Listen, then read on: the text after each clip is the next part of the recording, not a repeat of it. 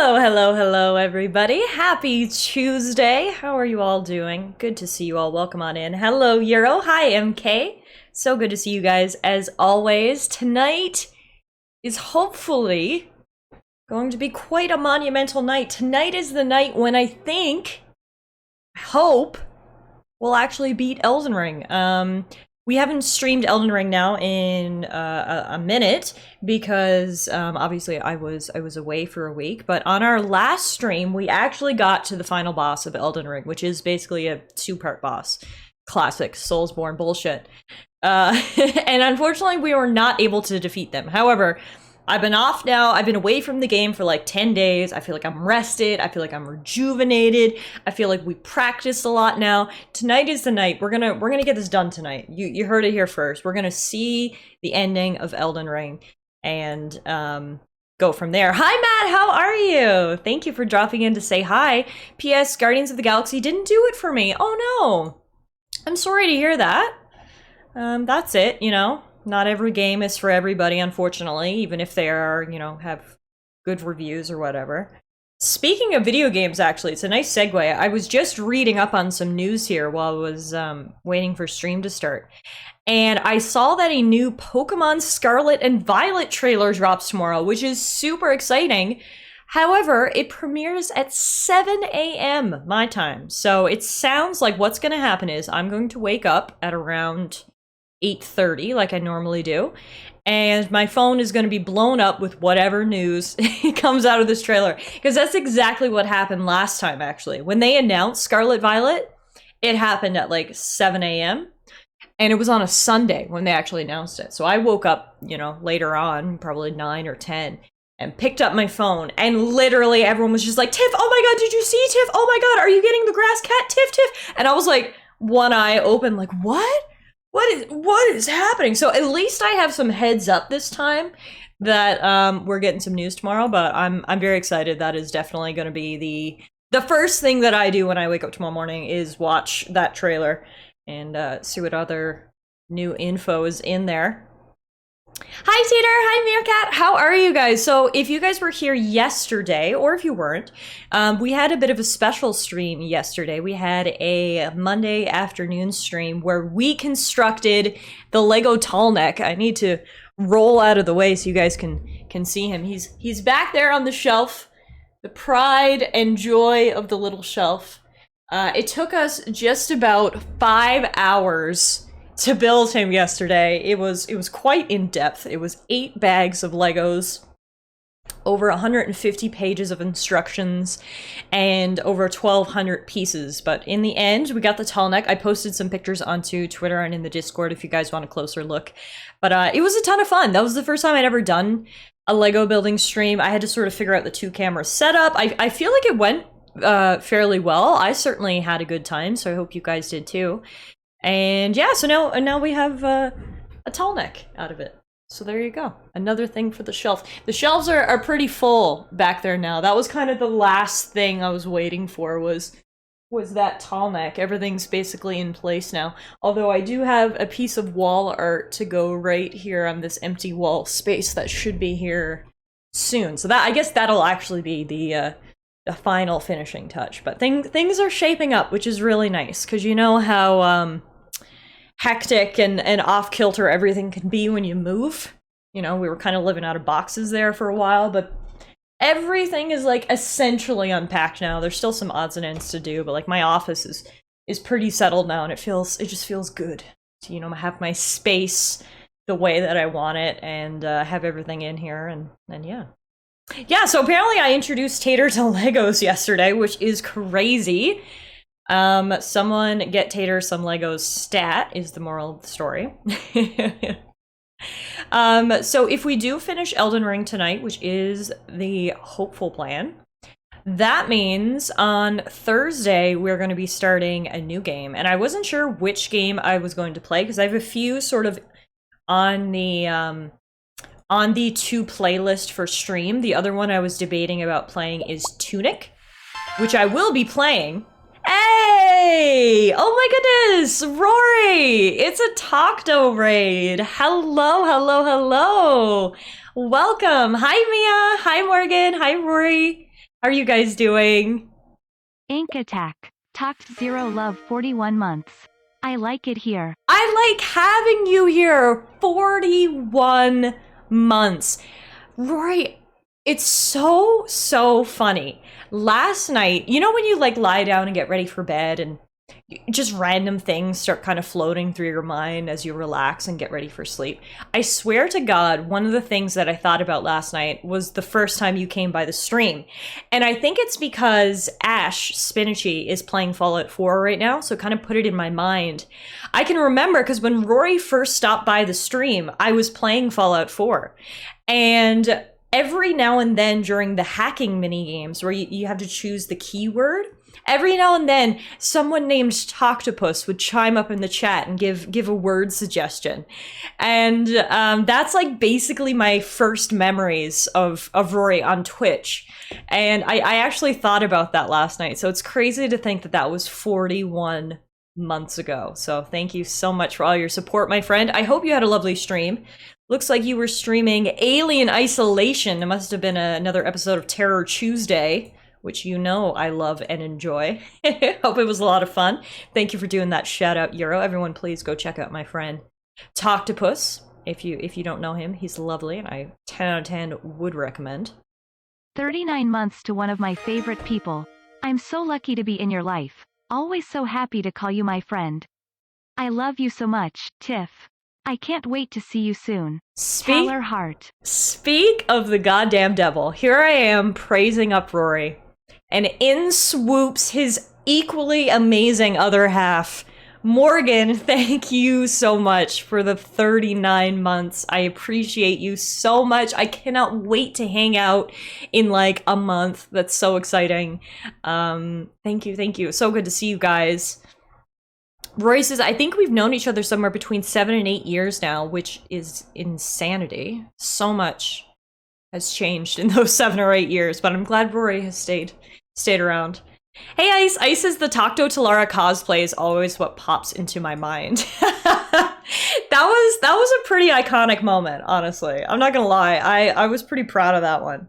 I really enjoyed the Rory cosplay that I did. Speaking of cosplays, actually, Ice has just presented me a perfect segue. So I was just saying we're starting Kirby on Thursday as our next new game because fingers crossed we are going to beat Elden Ring here tonight after 70 hours and 24 streams. I think we're finally going to see the ending. And if we do, as I said, we're going to start Kirby on Thursday, so that's exciting. And then also exciting is this weekend. Still haven't decided if it'll be Saturday or Sunday. Using my Prime sub again on my other favorite Canadian streamer.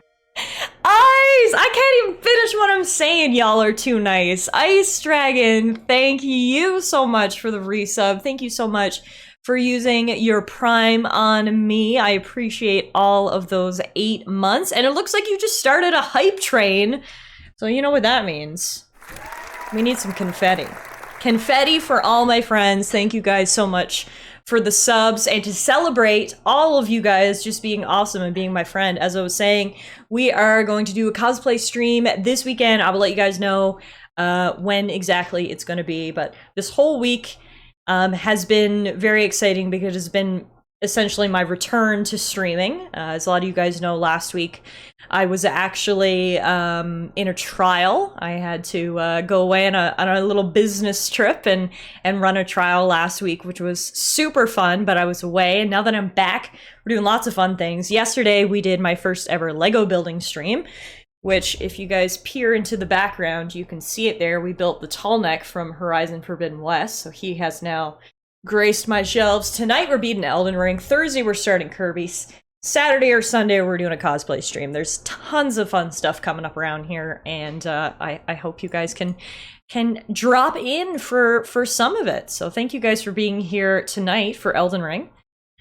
I am going to get the game up and launched now because I got to get into it. As I mentioned, we are on the final boss, and unfortunately we were unsuccessful in beating the final boss previously.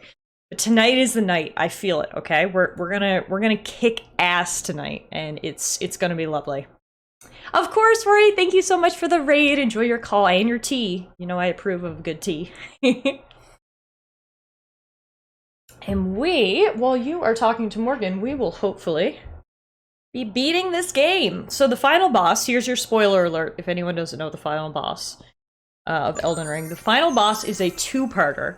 It starts off as Radagon, who was the queen's lover, and he turns into the Elden Beast. So it's a two-parter. Both parts are very difficult, and we're gonna see how it goes here tonight.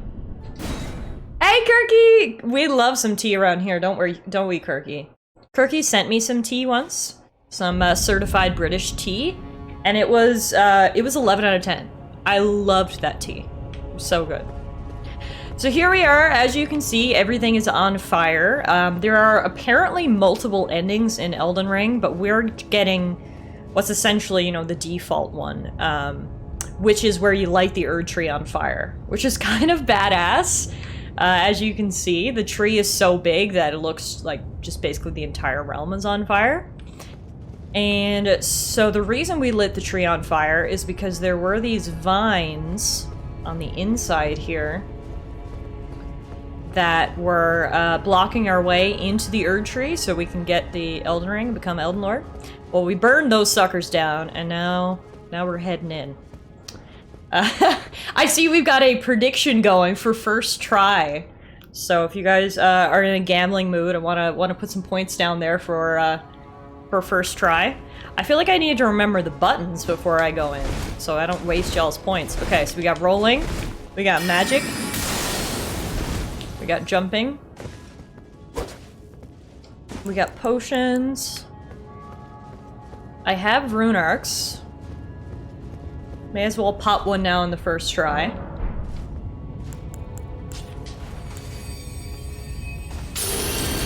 That increases all of our stats. And now let's head in here and fight this boss. Another thing I'm really excited about, not only am I excited to beat the game tonight, but once we beat the game, I'm gonna go sort of on a deep lore dive. I've got some videos picked out for us to watch so we can figure out what the hell has happened in the last 70 hours of gameplay, so I'm really looking forward to that as well. But before we get ahead of ourselves, we got some bosses to beat. So let's touch the golden light, which will blind us with bright, bright light. Me and my character are doing the exact same thing right now. And we may as well watch the cutscene again, because it has been a minute since we walked in here. So, again, don't 100% know what's going on, but it looks like that is a rune arc. And that is a dead person hanging from the rune arc. When you think they're dead, he's gonna come alive and kick my ass now in a second. Thank you guys again for that hype train. I appreciate it. Enjoy your emotes, those of you who got them. Hey Alpha, thank you! Tater says, also Tiff, I got a job interview for a job that's way outside my norm. That's fun. It's always fun to step outside your comfort zone. I hope it goes well. I've got 15k on you losing this, Tiff. You're not supposed to tell me your bets. Might influence whether I throw or not. So as you can see, he is coming alive now. His hair turned orange. And he's ready to kick my ass with this mace. First try this stream, thanks Alpha. I need the confidence.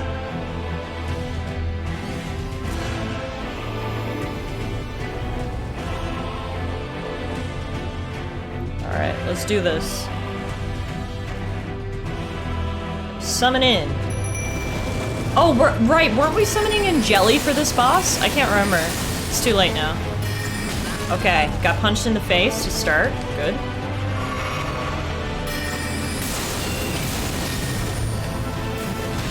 Ow, punched in the face again.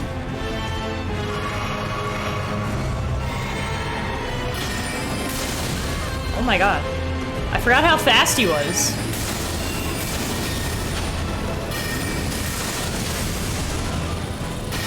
Forgot that blew up. I'm forgetting a lot of things and it's clearly not helping because I'm almost out of health already.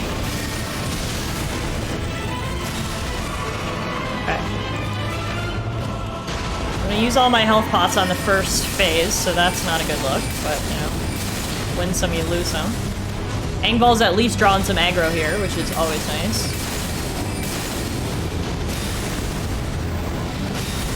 Ow. Ow. Yeah, I don't remember any of these moves. Okay, so we are out of healing, which is obviously going to probably be very unfortunate for us. But I think we're going to get Radagon. Yep, he's down. So that's good. Now we just have to try to no healing potion the Elden Beast. But hey, first try for Radagon, I think is pretty good. I think that's great, right? We're gonna say that's great. We'll watch this cutscene again as a reminder of what happens. Essentially, this giant cosmic dinosaur comes out of this dude and tries to kill us.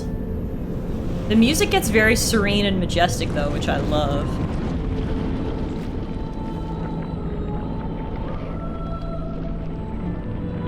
It's like low-key relaxing. Except for the thing that's trying to kill you.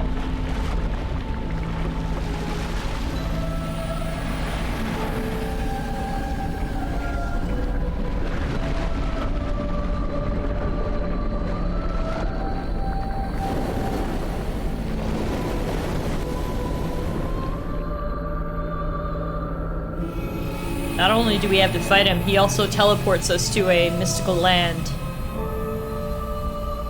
of outer space.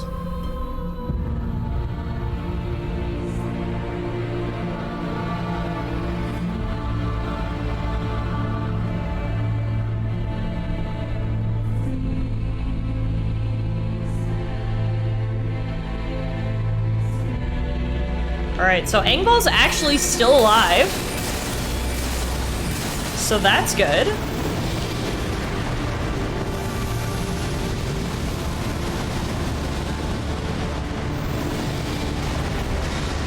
He can draw some aggro for us. Well, I try to kill this thing literally as fast as possible.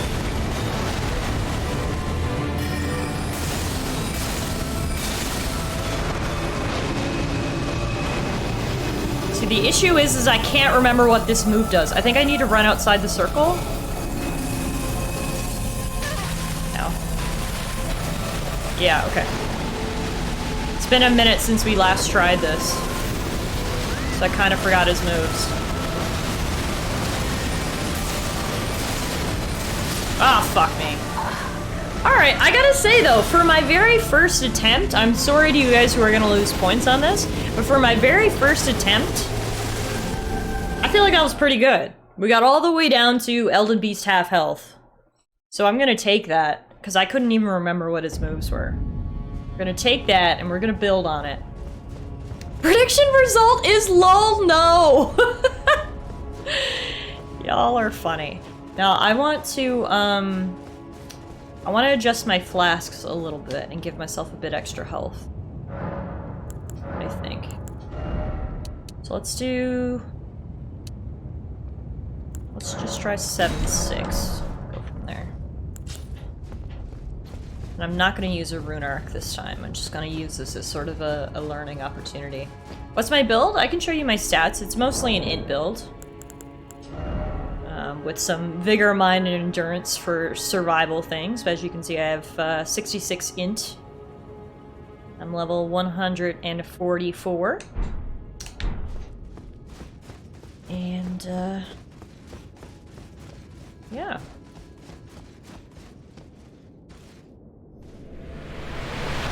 Trying my best to be the ultimate sorcerer.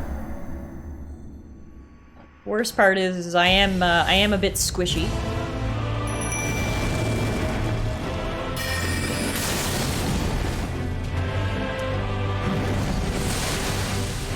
So you really gotta focus on those dodge rolls. Ow.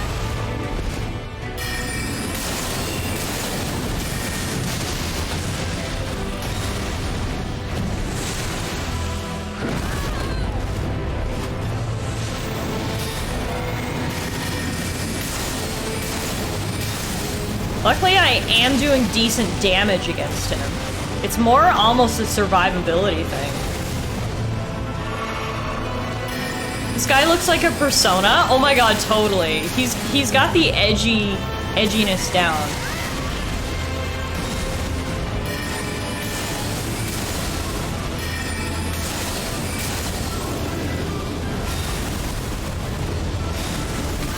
Oh, fuck me. He's gonna kill me. I gotta drink. Oh no, he didn't kill me! Okay. Thought I was dead there for sure.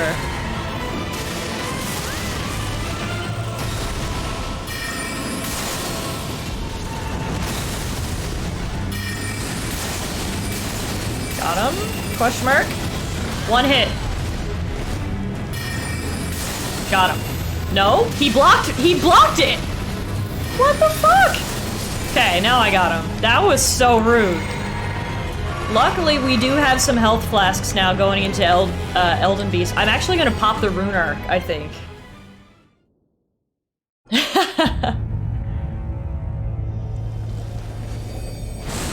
Give us a bit of extra here, because I'm feeling good about this. Fire.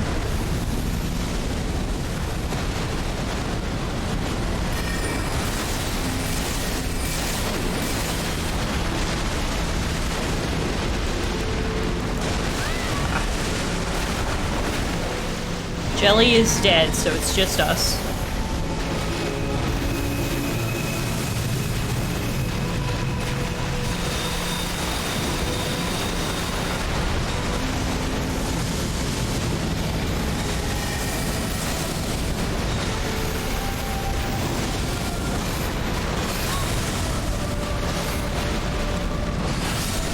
Fuck! Oh my god, that did so much damage. Wow. I was feeling so good about that run, too. He didn't give me a chance to attack. It was just like boom, boom, boom, boom. All I could do was barrel rolls. Okay, that's unfortunate, but hey. I feel like it's been a strong start. We're getting to the Elden Beast consistently, so we'll just keep working here.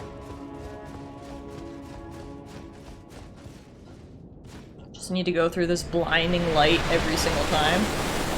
My eyeballs, they hurt.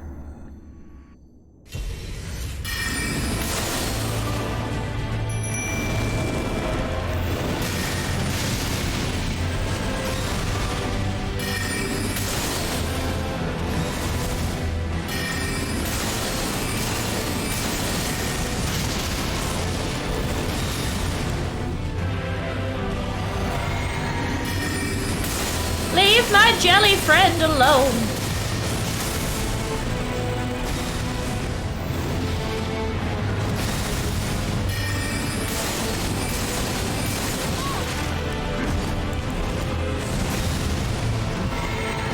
Ow. Thank you for drawing aggro, Jelly.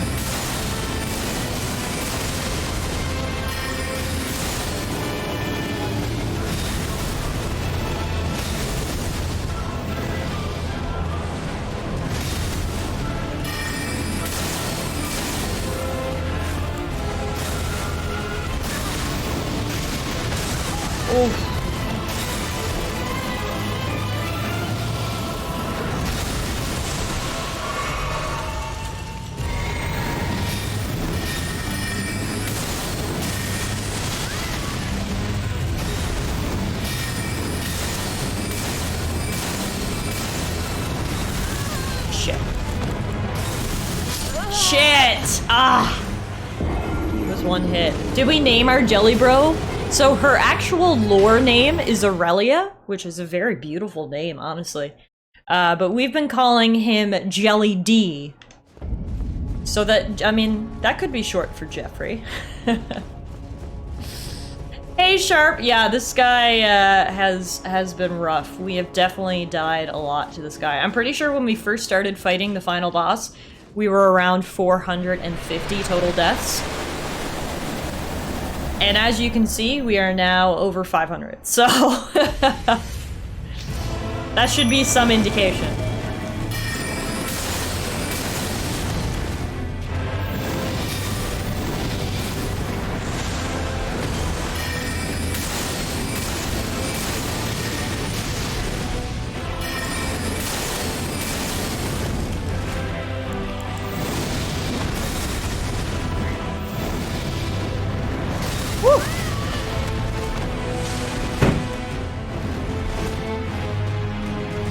beat the game 3 times and yet you still struggle, yeah, it's a tough boss, that is for sure. Anybody who says this boss is easy is honestly just straight up lying.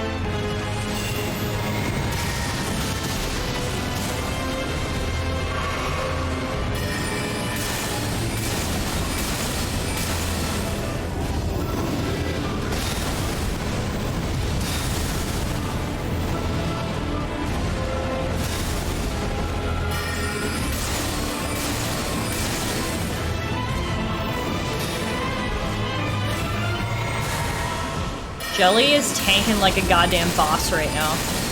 Alright, there we go. First phase down. I'm gonna pop the rune arc again for the second phase.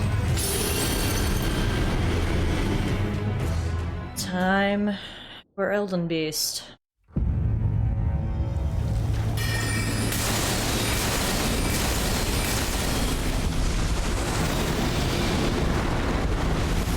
Yes, I do know about the second phase, thank God, so it isn't an awful surprise when it happens. I can't see anything. Okay. Jelly, if you could take some aggro right now, that would be sick.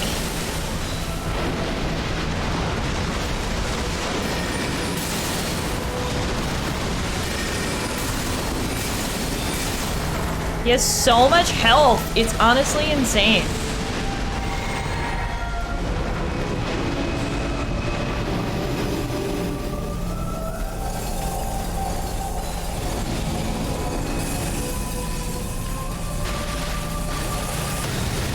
Oh fuck.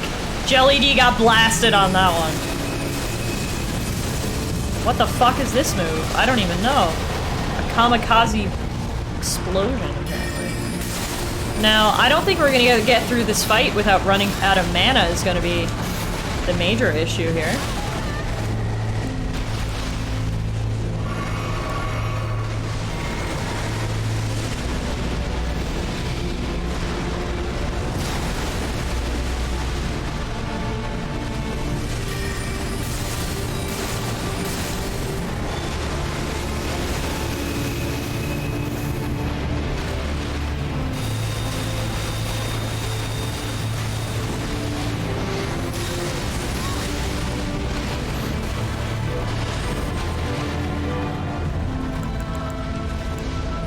We're out of healing and mana, so there's no way we're gonna win this. He has way too much health.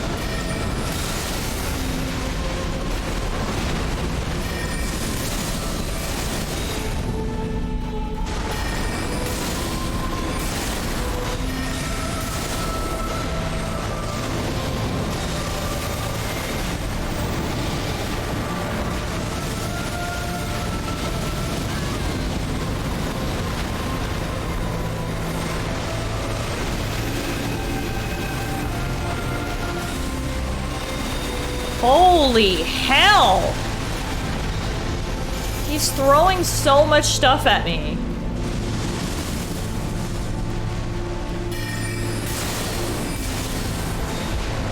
Out of mana. Gonna have to try to melee him. Lovely.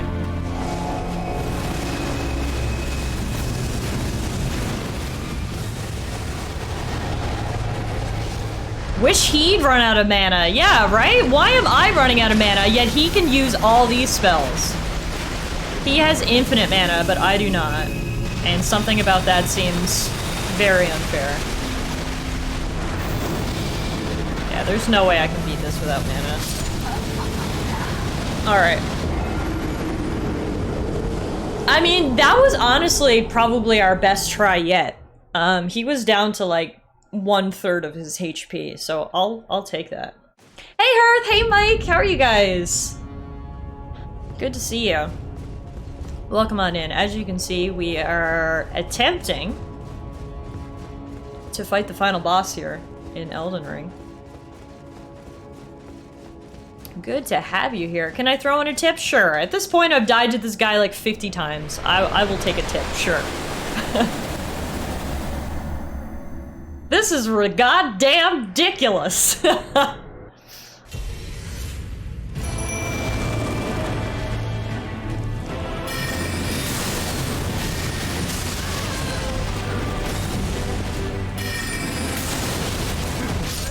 Oh my god. It was the shortest fight ever. Oh, thanks, Mike. So those were actually my parents that sent it. But yeah, it was so cute. We got that today after work. It was a pleasant little care package. Hearth just redeemed an ad time, so if you guys would rather watch ads than watch more of me dying over and over again, then you're in luck. Because this for you is brought to you by Hearthfire Gaming.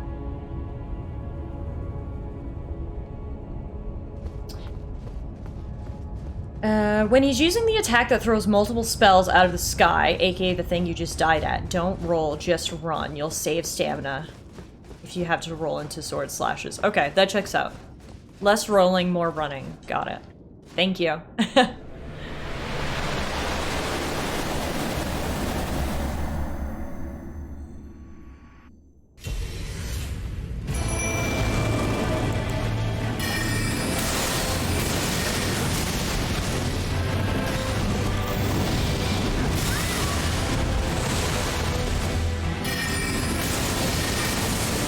Yeah, I'm so lucky. My friends and my family and everybody has just been nothing but supportive, and I couldn't ask for more.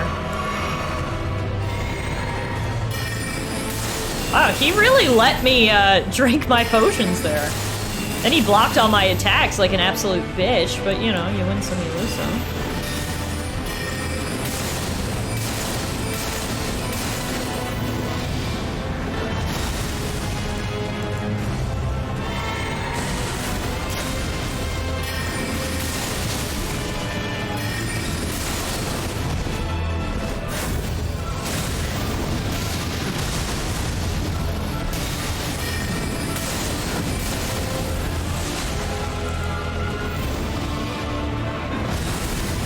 I gotta get some sword hits in on this guy. Save my mana.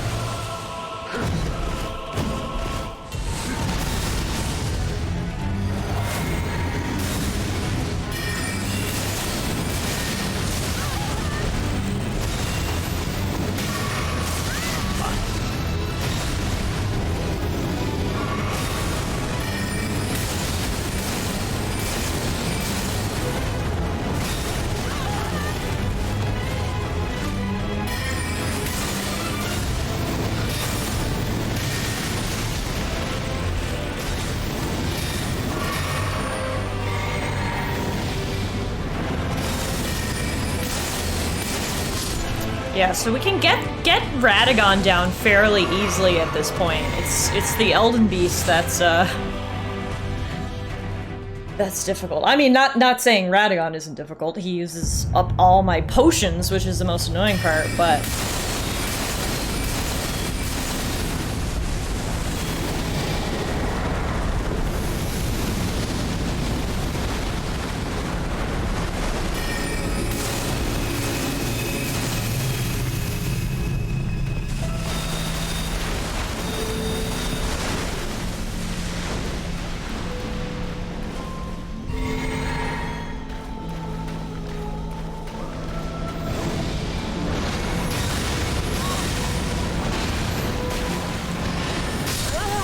man, did not time that well at all.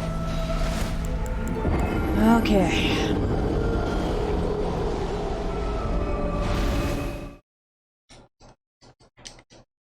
This guy is annoying.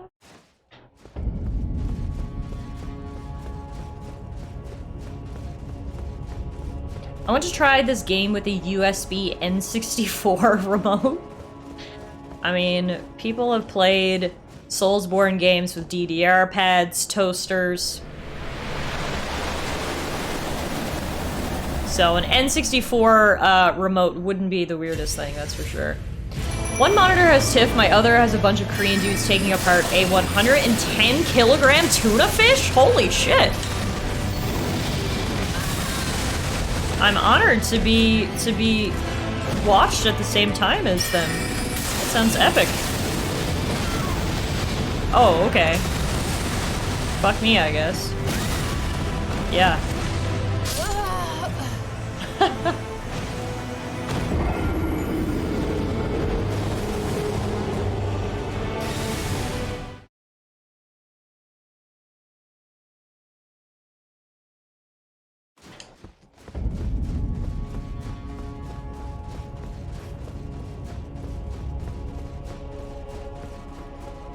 These bosses are so difficult. You need to be so precise with your dodges.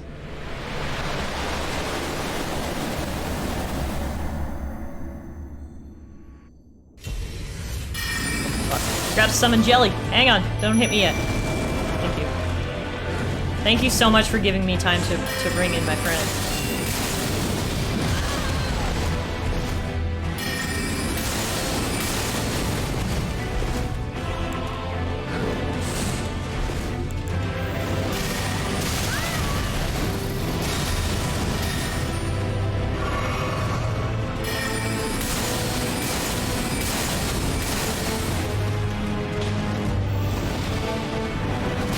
Oh, I totally dodged for that.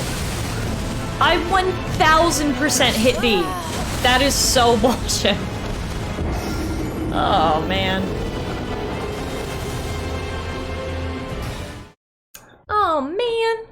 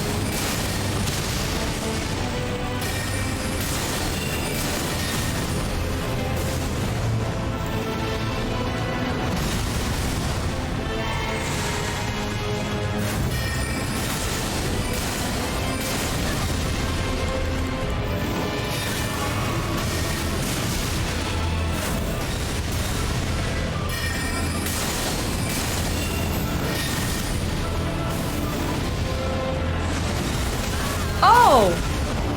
He, like, put that for Jelly, but I thought he was coming for me, so I didn't dodge it. Damn.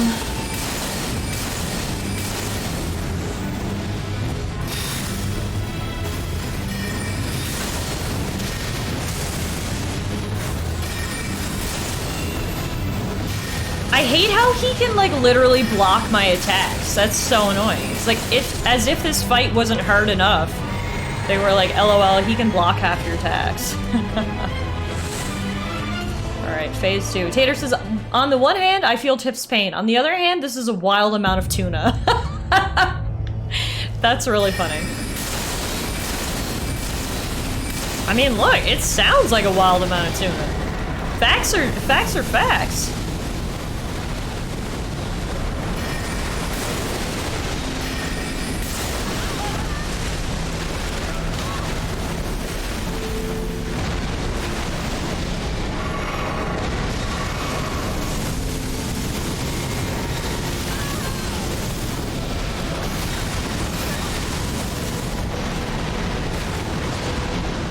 Not going well.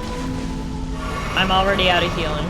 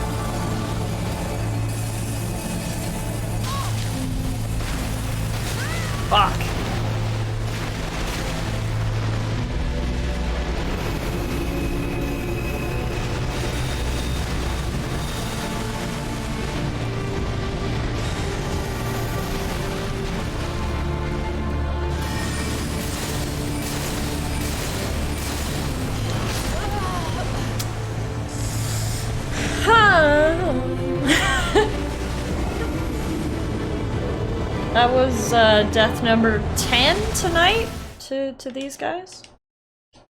It's only up from here, right? I think.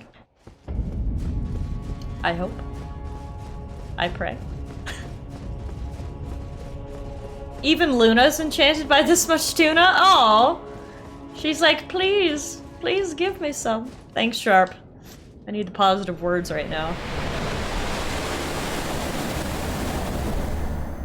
Once you master the first stage, it's a breeze. Yeah, if I can get into stage 2 with all my healing and all my mana, I think it'll go so much better.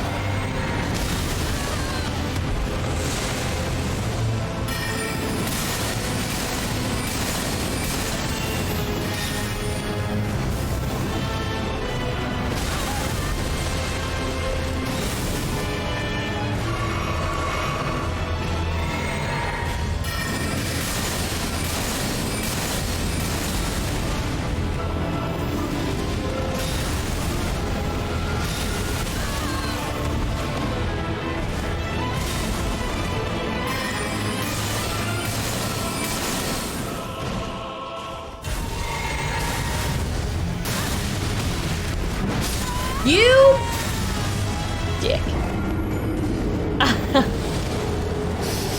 Oh, we got another channel prediction going, guys. Do you think I'll get it within the next 7 tries? Seeing as I'm only seeing this, I'm gonna say that one didn't count. So the next 7. So from 512 up to 519, will I be able to get it? Oh, that one's done? Oh, it only just popped up on my screen. Oops. I'm living in the past, apparently.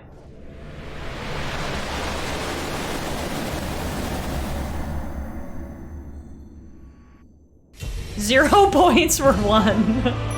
Checks out.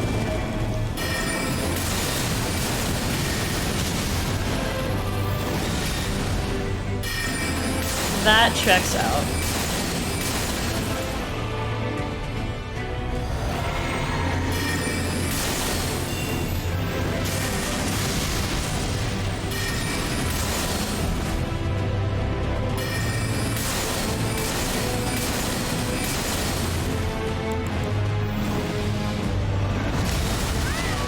I'm rolling into it. How is that still hitting me? I do not understand.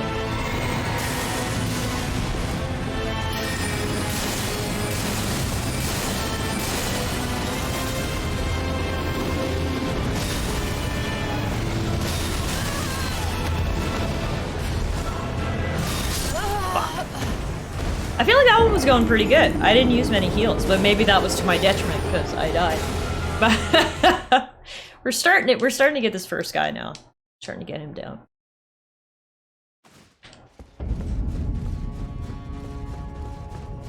Also, I love how everyone who's actively chatting right now, your names are pink. We have Tater, we have Sharp, we have MK, everybody's pink. My screen is just all pink names and I love it.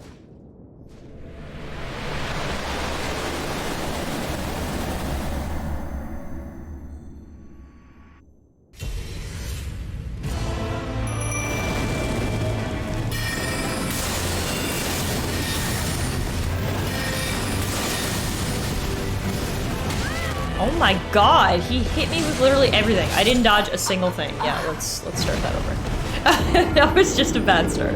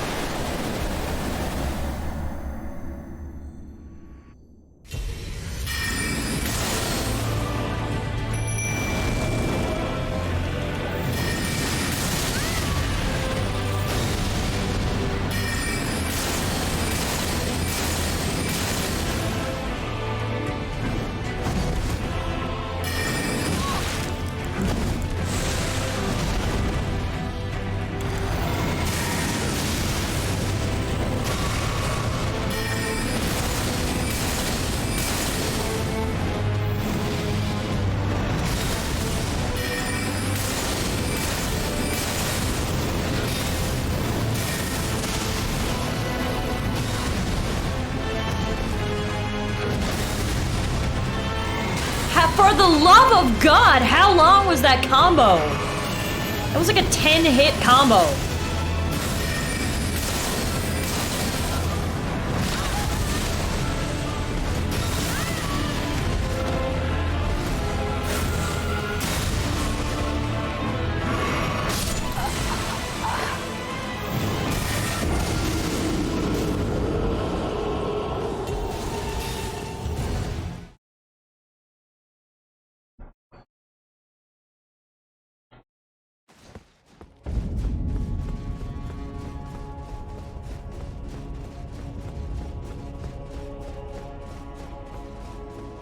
We can do this, we can do this, we can do this, we can do this!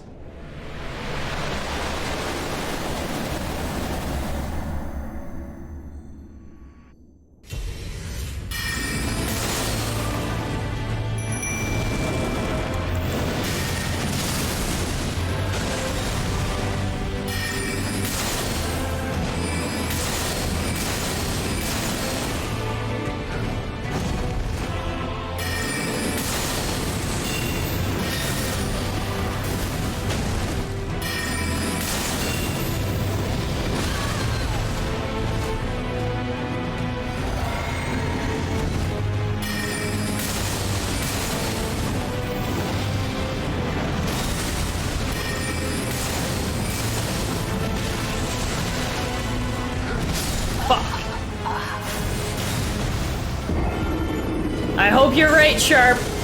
I hope you're right. That would be really nice if Death 516 was the last.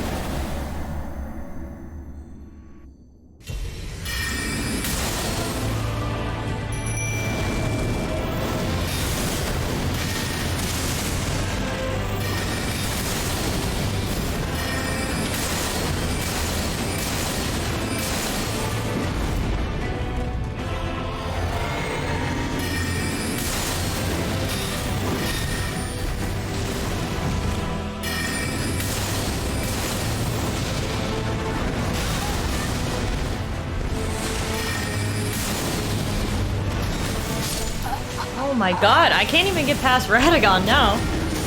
Things are going downhill. No, I can't say that. Things are going fine. We're not gonna lose hope.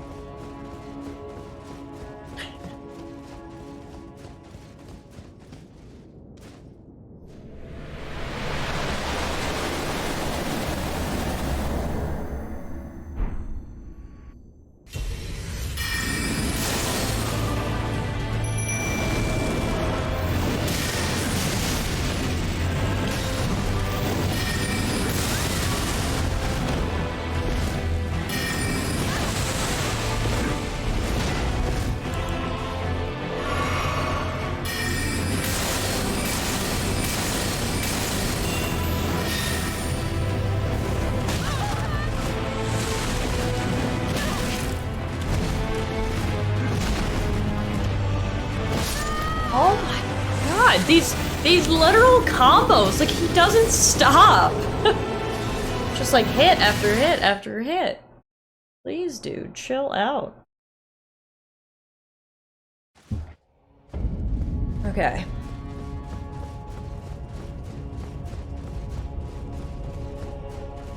Not getting frustrated yet. We're just gonna remain cool. Calm, cool, and collected. A friend of mine once told me, actually, that these games are like a rhythm game.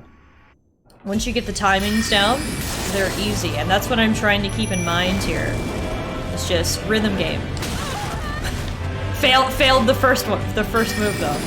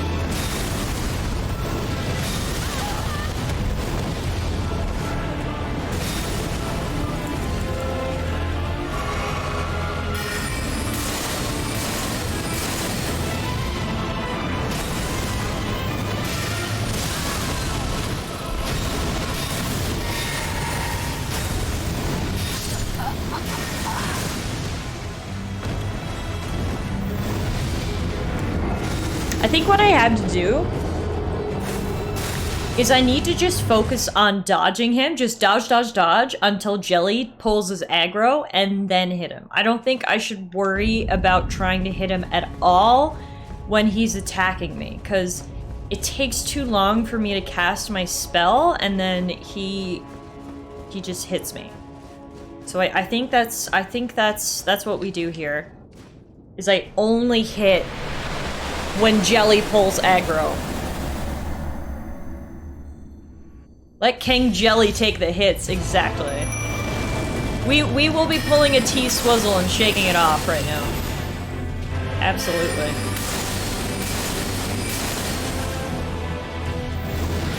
We're not gonna let this bullshit get us down!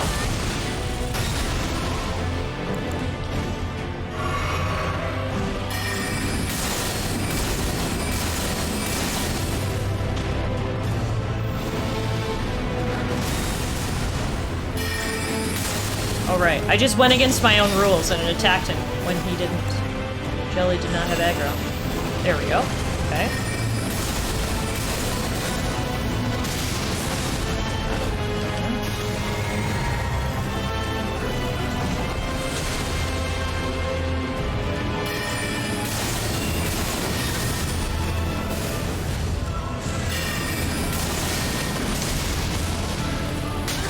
Oh, wow, that had a way wider range than I expected it to. Oh, fuck. That threw everything off. Okay, I still like the plan, though. We just need to execute it a little better. I get so... Which I think is fair. It's just whenever I get an opening, I'm like, I want to attack you, you know? It's like, no, we're not gonna attack. We're gonna let Jelly pull him. Because, for two reasons. A, it gives me more time to get my spell off. B, a lot of the times when he's just facing me, he can actually block my attacks. So when he's focused on Jelly, he can't block me. So it's... There's many benefits to letting Jelly be primary tank here.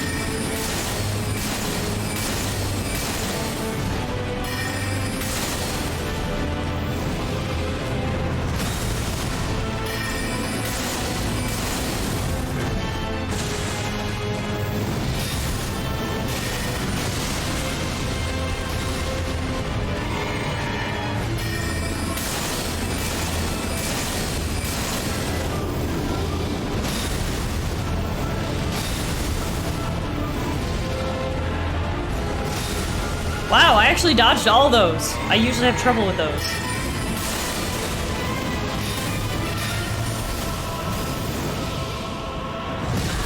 Fuck. Fuck! Oh, right after I was like, I actually dodged the move I always have trouble with, and then I died. Okay. I feel like that was better. Jelly's probably not going to survive much into Elden Beast, but that's okay, because I feel like Jelly's aggro on Elden Beast isn't as important as it is against this guy.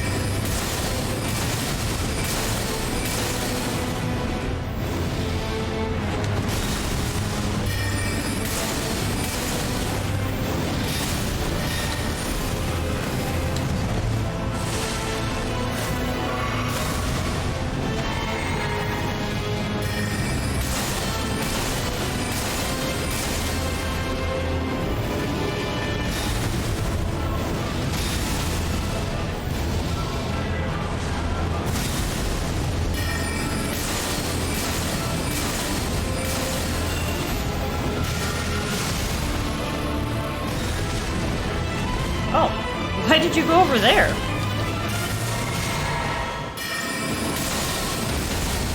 Got him. Alright, finally. It feels like forever since we've actually been in phase 2. Okay, so we're doing a lot better going in. We have 5 health flasks and 3 mana flasks. So I feel like that's better than what we normally have.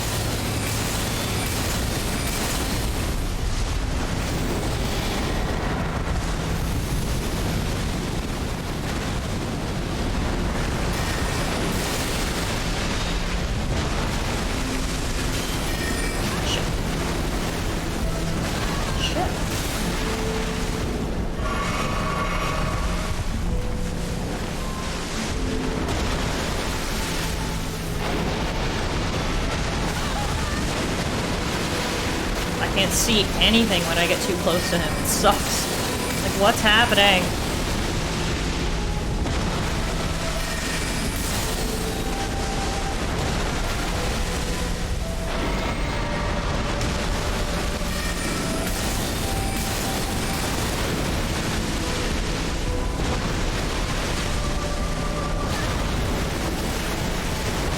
Ah!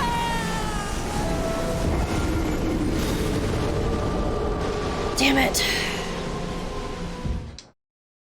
Yeah, Jelly pulls no aggro versus that guy, so there's no point even saving Jelly, because he gave no fucks.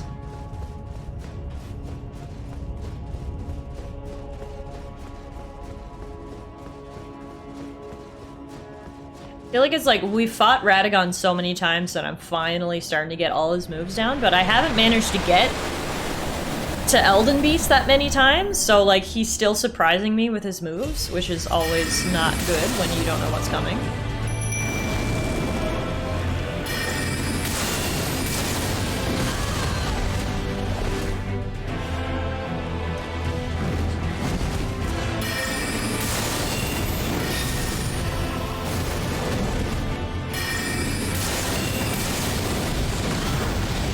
Oh no. This might kill me. Wow, I actually survived. If he hits me after this, though, I'm dead. Nope, Jelly got him.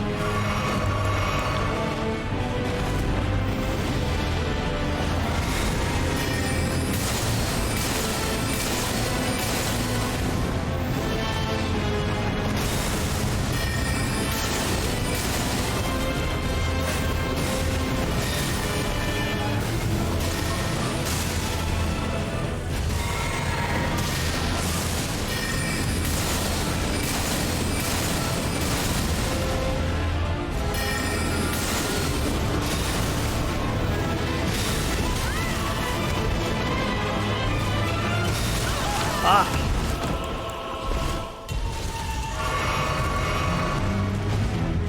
Jelly's gonna die.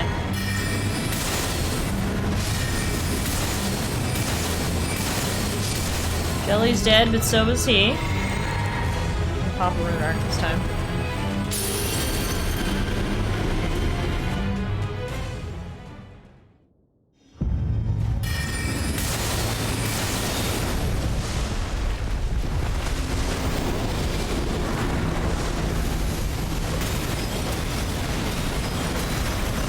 Sick! I got some extra hits in there while he was doing his fire thing.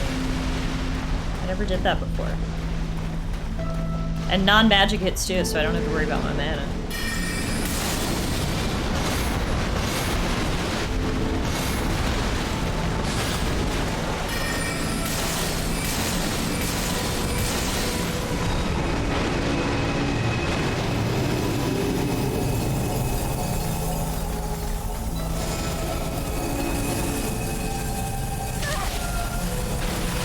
Ah, fuck. Get out fast enough.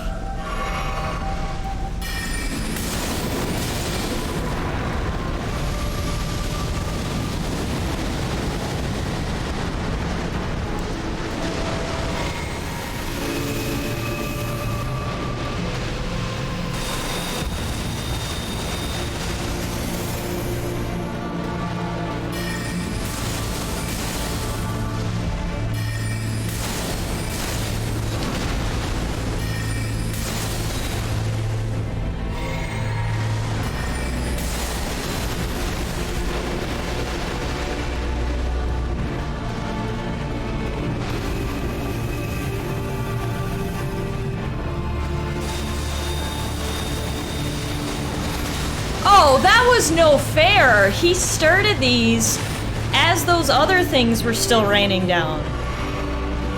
Oh, god damn it. Okay.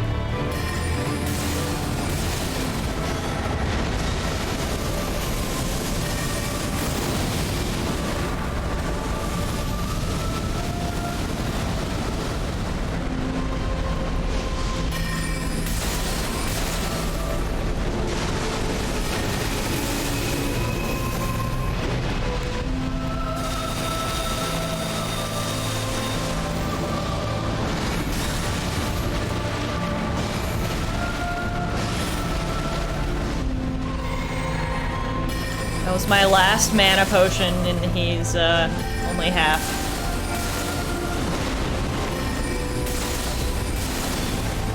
Not a good look. Let's see if I can get some melee hits in here.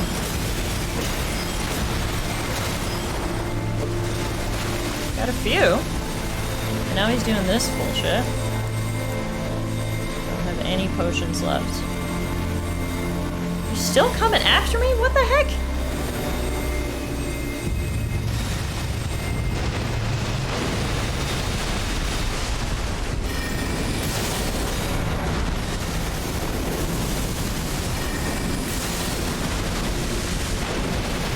Out of mana, which means I gotta get in close.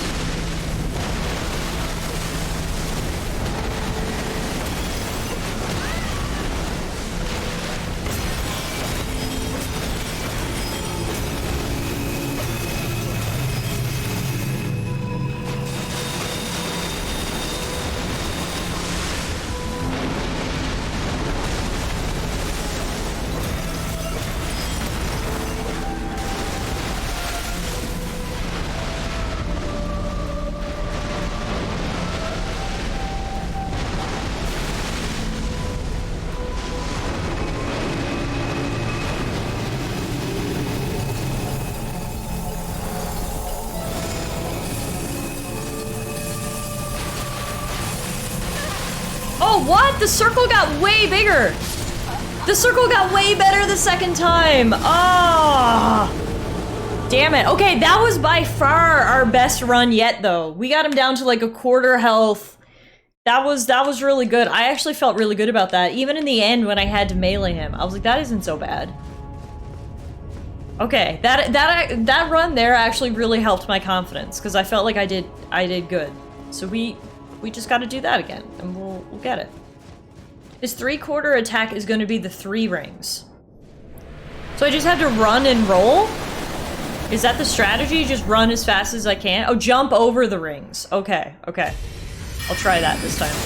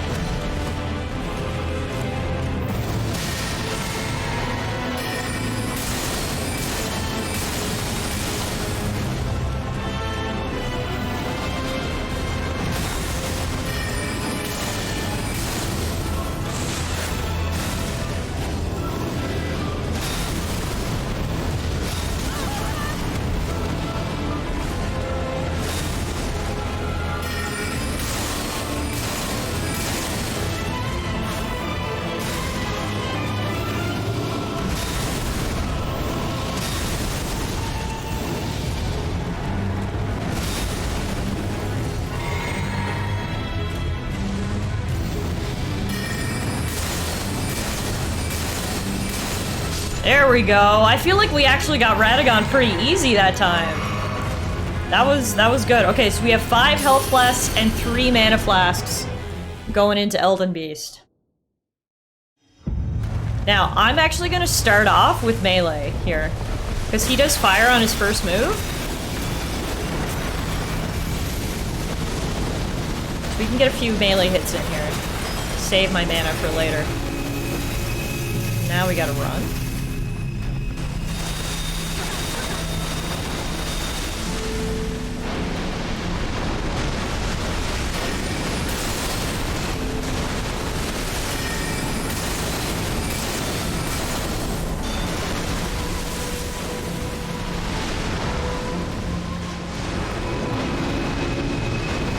Is this the ring? Yeah, okay, so we're gonna run and jump over the ring. Aha! Oh, that's so much easier! Oh my goodness, that is so much easier than what I was trying to do. Okay.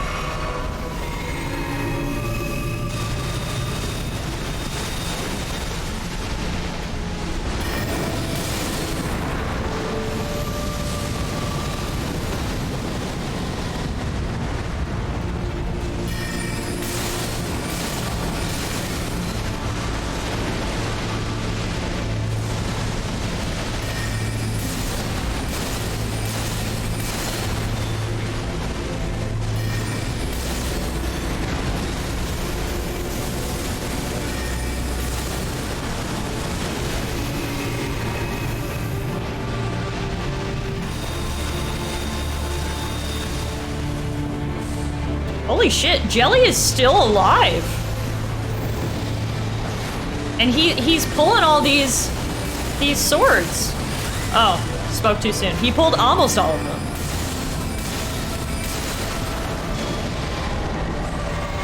Alright, he's half. Shooting these things at me.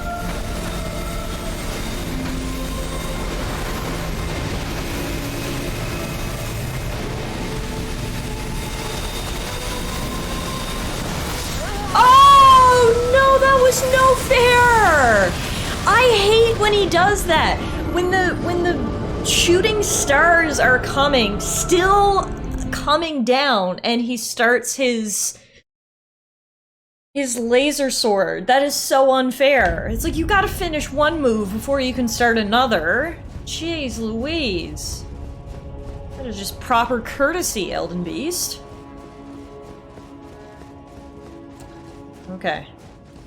Hey Pit, welcome! We are on the Elden Beast. He has killed us 22 times so far tonight. But I feel like we're getting better. I'm starting to get his moves down pat now, so things are getting a little easier.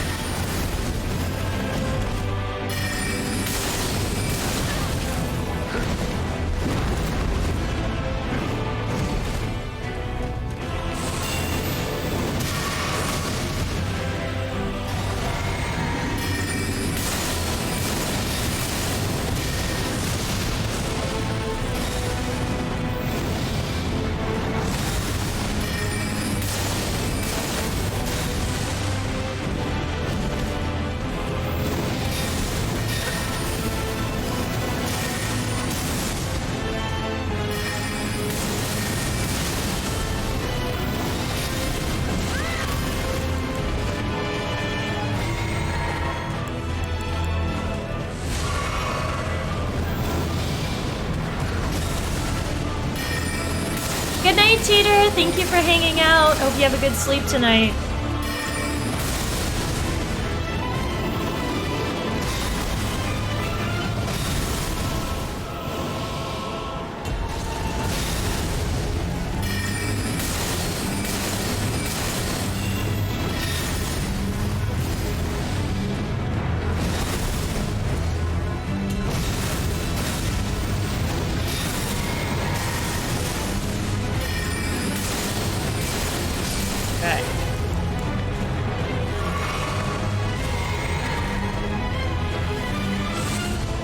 I hope sharp tips are helping a little bit. They absolutely are sharp. The running and the jumping.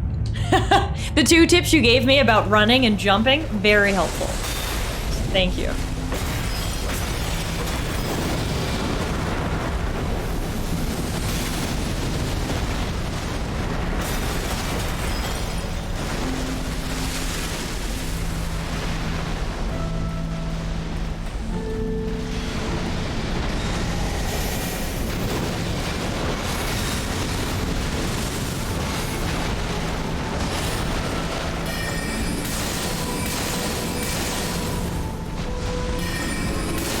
One of the reasons I keep running out of mana is because he's so far away, my hits aren't even hitting him.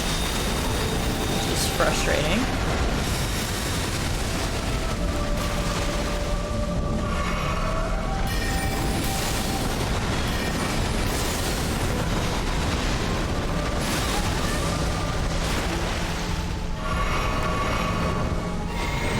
Okay, Jelly is dead, it's just me.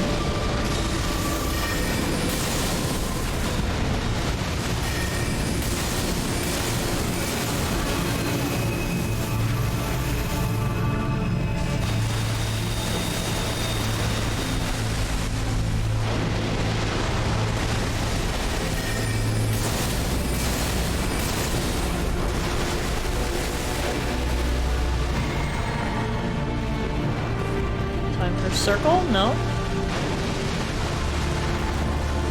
don't know what this dude is doing. Oh, he's doing this.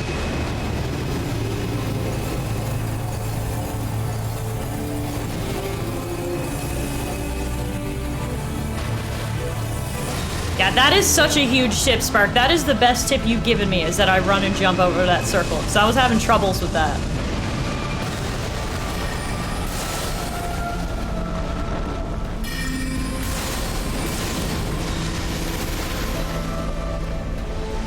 Yeah, I have to get in closer before I try to attack him, because I'm wasting a lot of my mana just not even hitting him. Which obviously is an issue.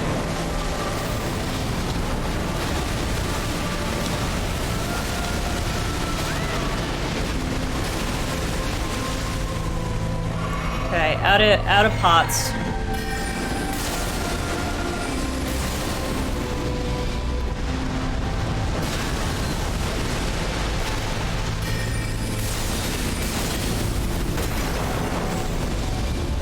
Oh, that's a new move. I have never seen this move in my entire life. Okay. Well, that's lame. After 50 tries, he decides to pull out a new move. It's his first time seeing a spellcaster on this boss. Really cool to see it from a different perspective. Well, I'm glad I can give you a different perspective. The perspective is still one of death, but, you know, I get to stay a bit further back from him. Which is good, I guess, because apparently if I get close, he does that shit, so... That was new.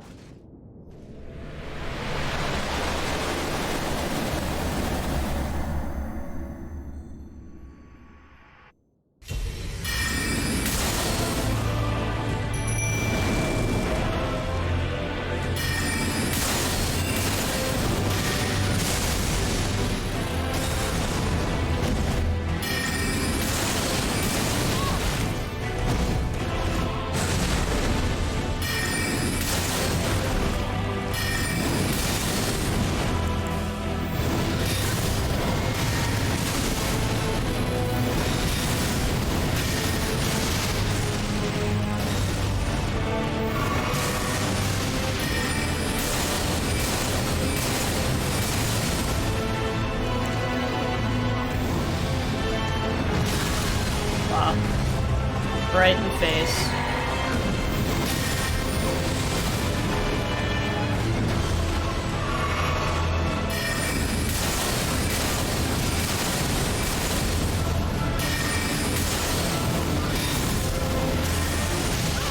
Oh my good god. I'm not gonna save any mana pots for, or health pots for Elden Beast, apparently. Oh my god, not good.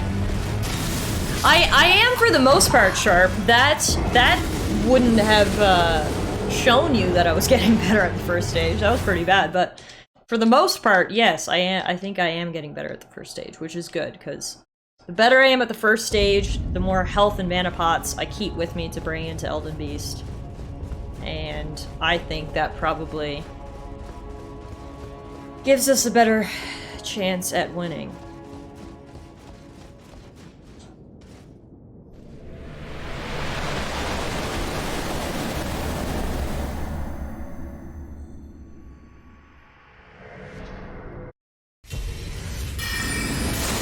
How many times did it take you guys to beat this boss? Do you guys remember? We're at about 75 attempts now for me, which is kind of fucked.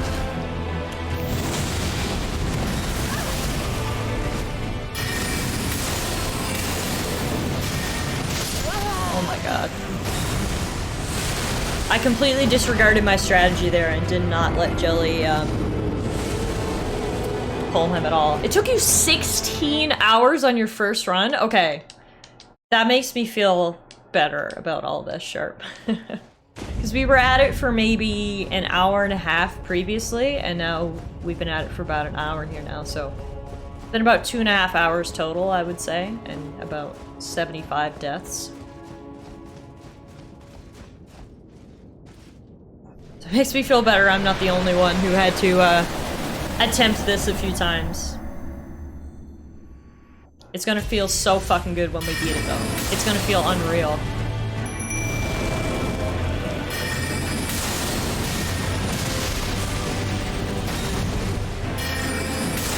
No!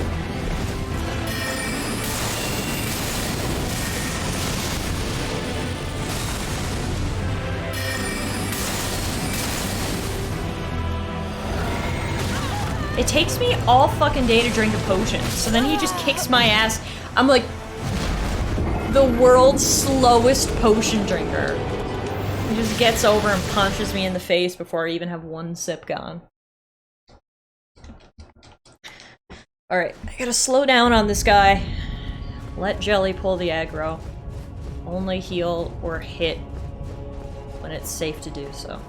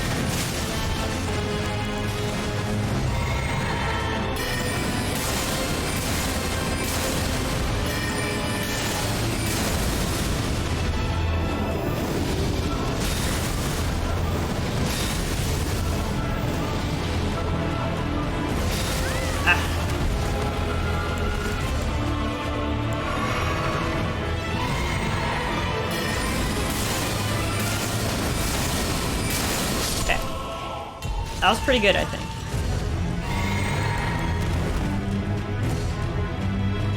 It's such a debate that he stays dead for like 5 seconds too, because you're like, oh my god, I did it! And then it's like, lol, no, you didn't do it.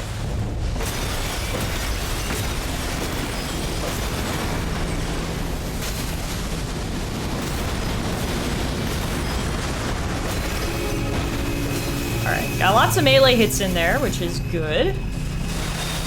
Save that mana.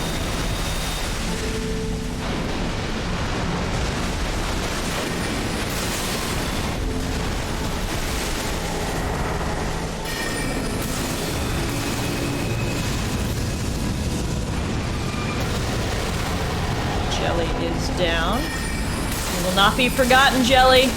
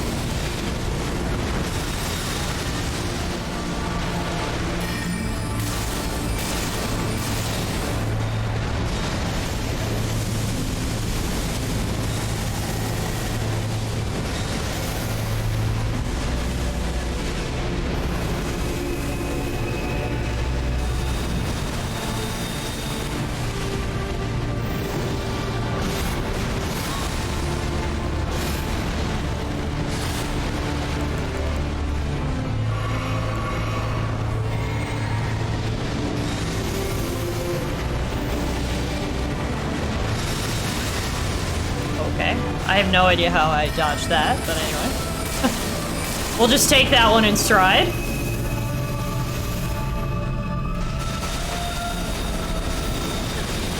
No! That is the one move. Everything else I get, it's strategic, it's fine. That is the one move that is legitimately not fair.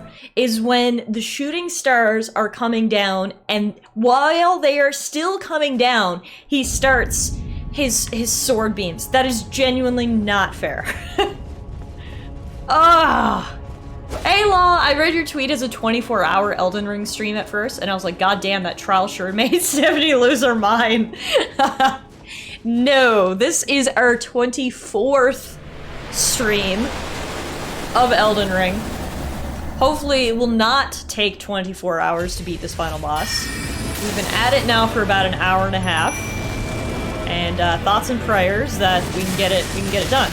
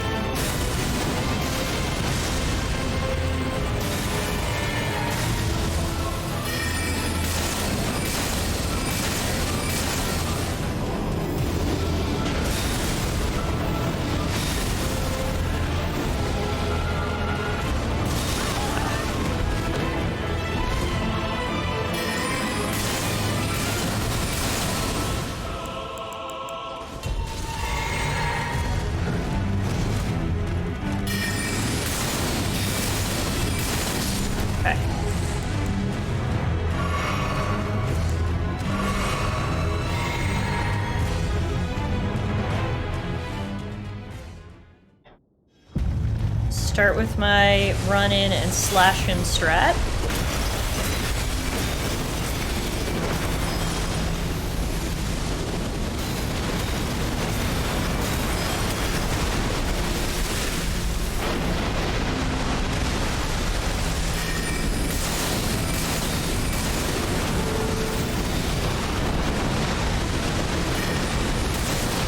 Wow, he took out all that rage on Jelly. Oh, and then the last hit on me for talking shit.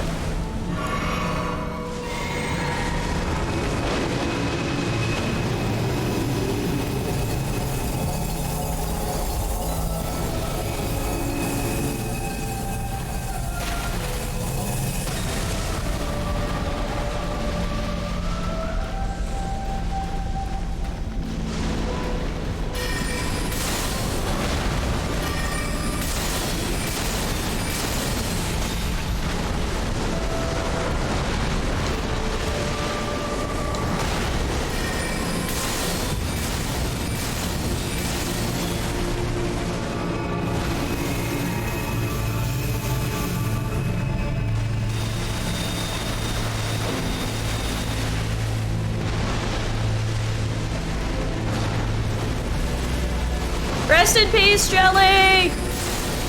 We love you!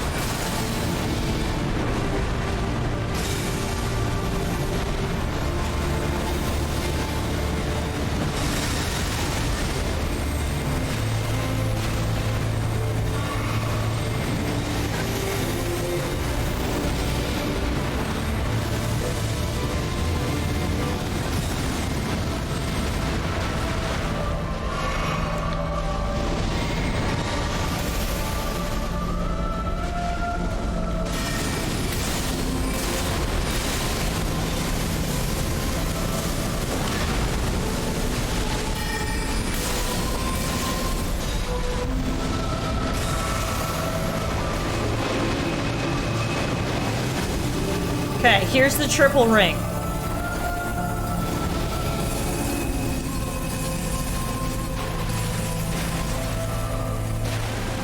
Woo! I did it!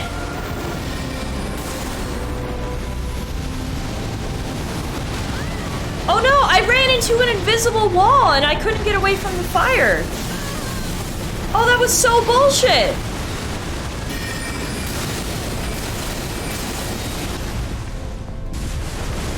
I literally ran into an invisible wall. And I'm out of mana now.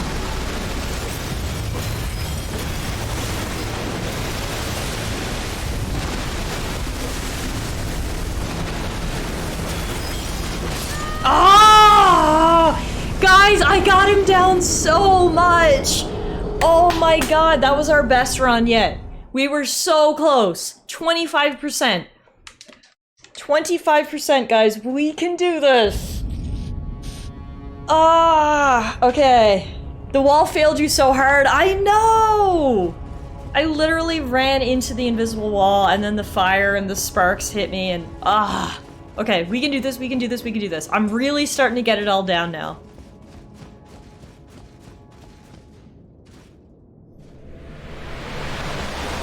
We can do this. I believe in us. We can do it, even if it takes 24 hours. Fuck work tomorrow. It's gonna play Elden Ring for 24 hours.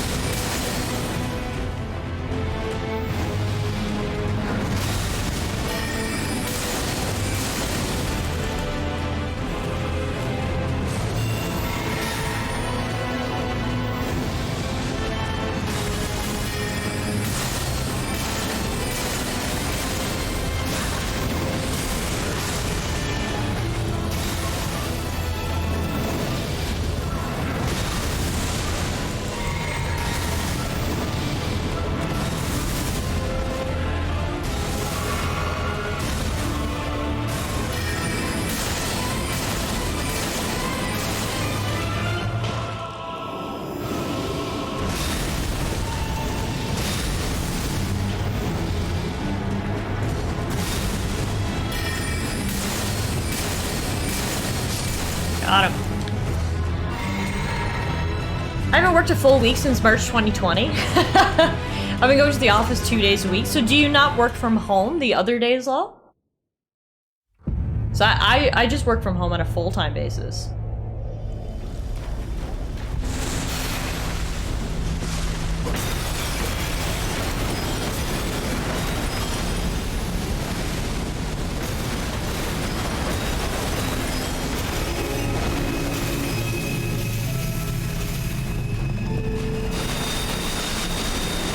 Oh, you don't? Oh, okay. Well, that's awesome. That sounds like the ideal setup.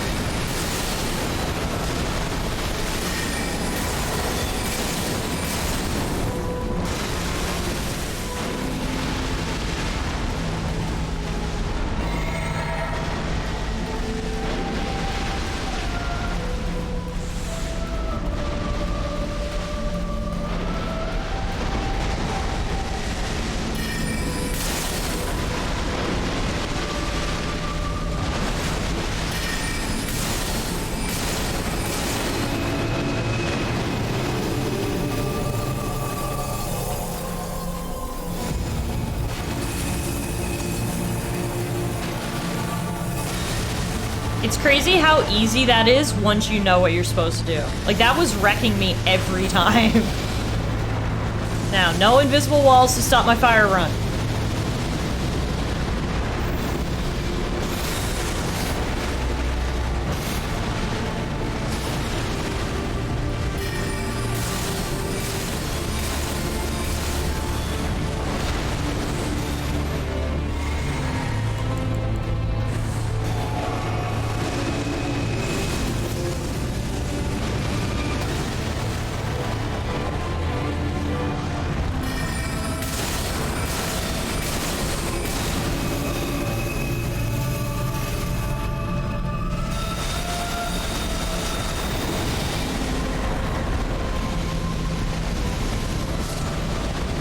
Jelly's down.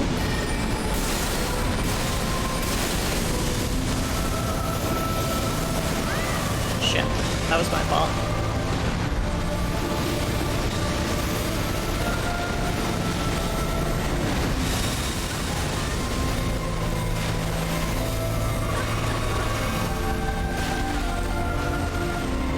Out of mana?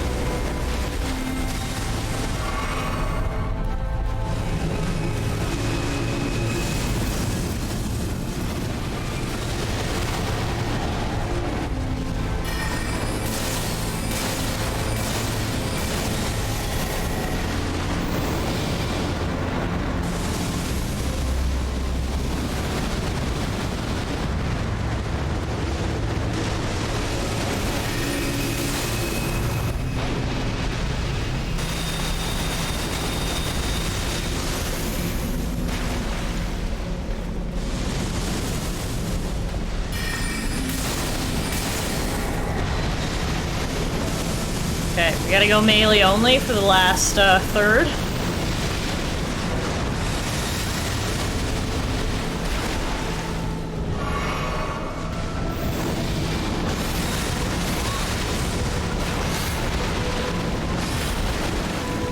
Out of health now too. Shit.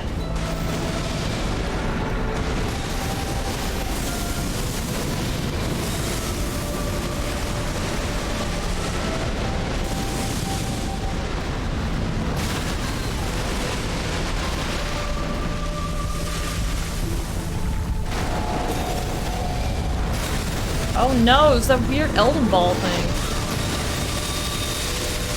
Okay.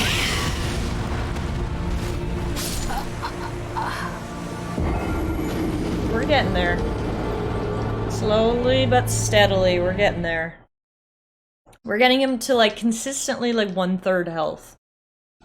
Which is good. Hey, at least you went out with a bang. It's true. I didn't go out quietly. That is true.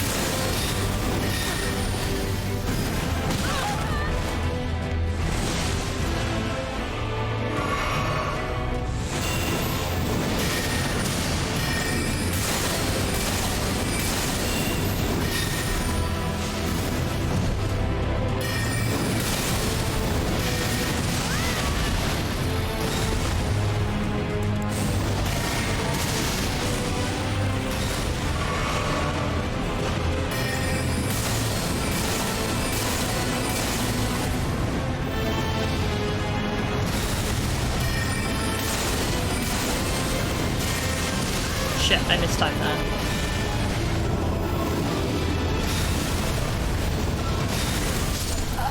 Let's try this again. You made him use his near instant death attack on about 4 health left. The true loser is him. I like that. Can we go with that?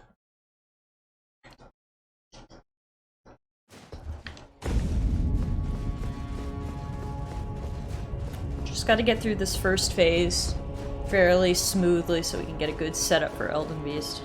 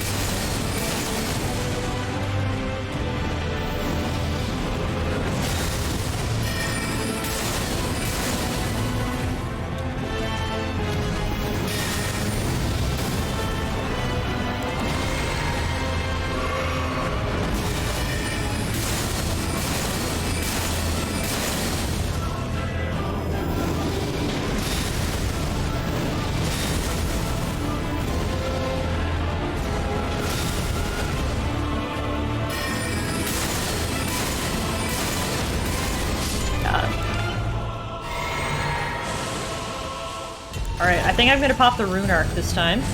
It's my last one. So, keep that in mind.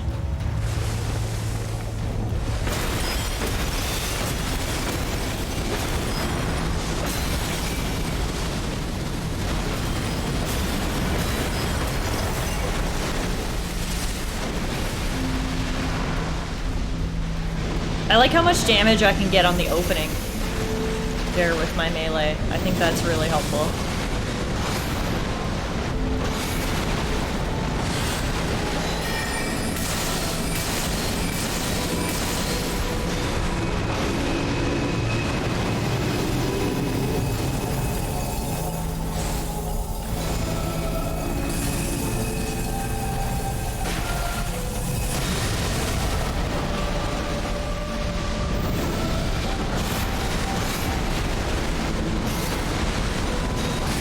Ah, shit.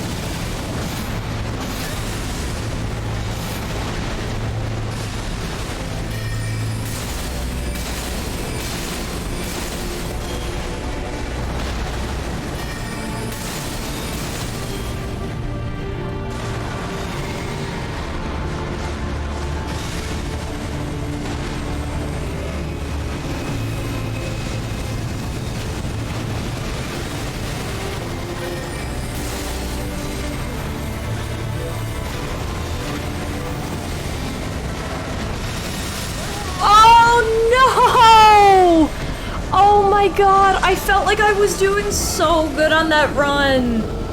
Oh, that's so frustrating. Ah, fuck. That one hurt. That one hurt. I really thought that was the one.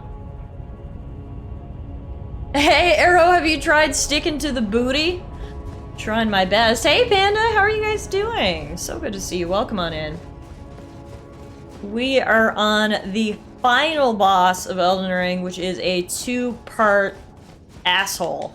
We've been here now for about an hour and a half trying to beat this guy. As you can see, we are up to 533 deaths in our run. 2 pandas are here. I love it. More pandas the merrier. I'll have you guys know my absolute favorite zoo animal is a red panda. So, fuck me up with pandas in chat.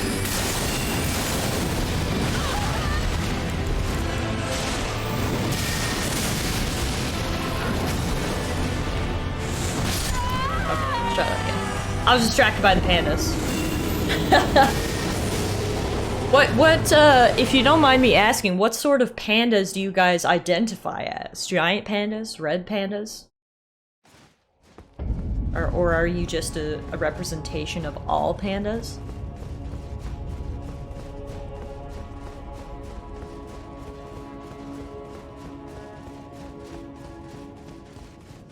Papa Panda? Okay, yeah, that checks out. That checks out. Every panda needs a papa.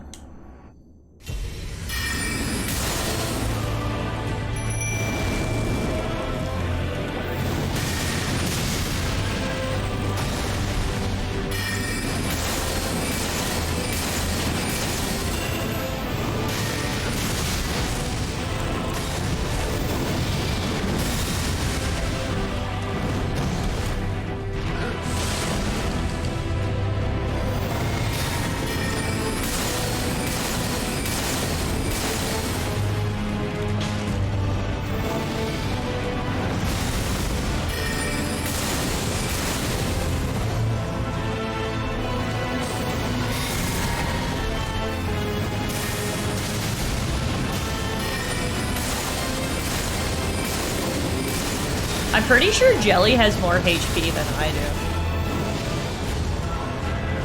do. Dude is a tank.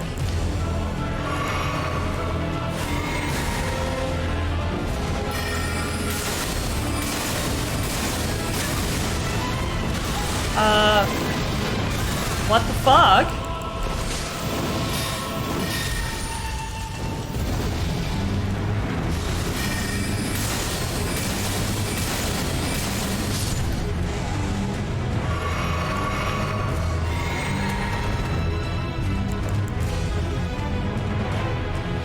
Alright, on to phase 2. I'm pretty sure Elden Beast has double as much HP as Radagon does, if not triple. Like, it is a huge difference. He has so much health.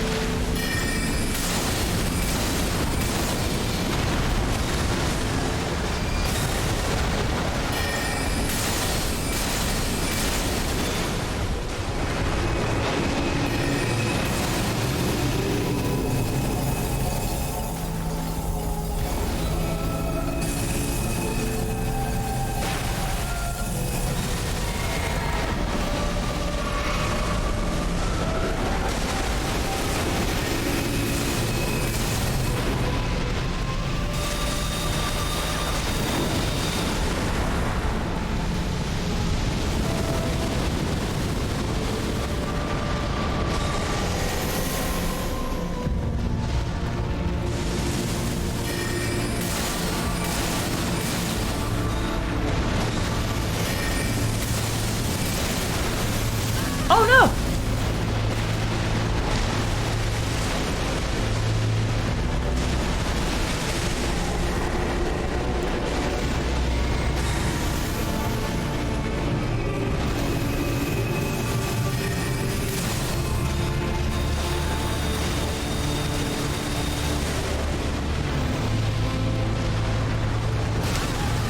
That's the move that literally always kills me.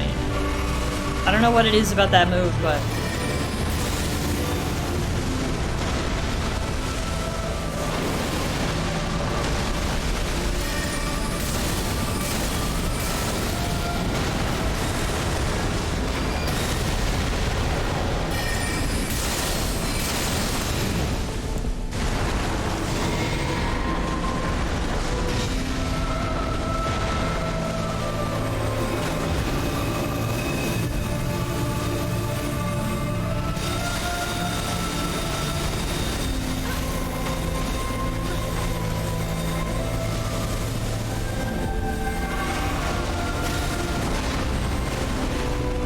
out of healing and mana.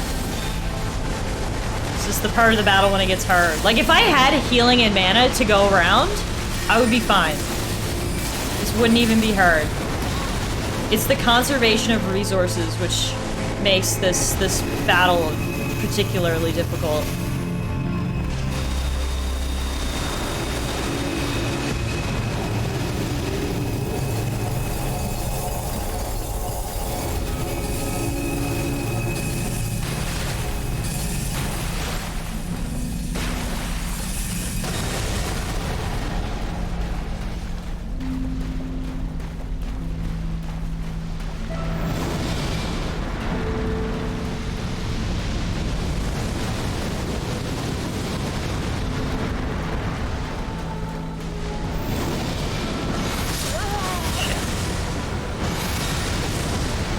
Yeah, maybe at this point what we should do is actually go farm a few more flasks. Like, because I feel like if I had, like, 2 more flasks,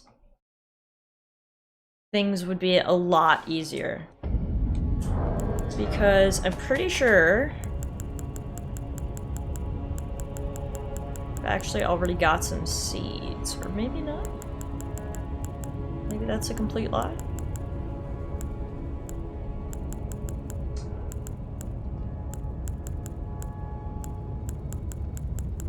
Must be a complete lie.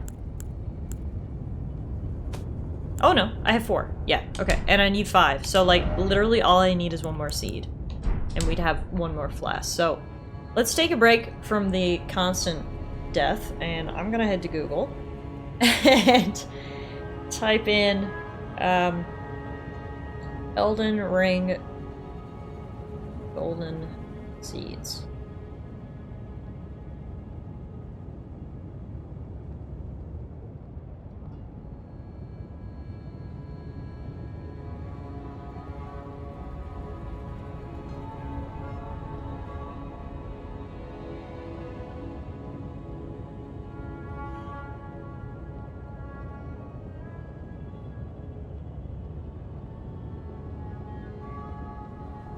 Okay. I obviously don't know which ones I have, so I guess I'll just start at the beginning. So, seed number 1 is dropped by ulcerated tree spirit boss at the bottom of the Fringe Folk Hero's grave. In Limgrave. Fringe Folk Hero's grave. That actually does not sound familiar at all.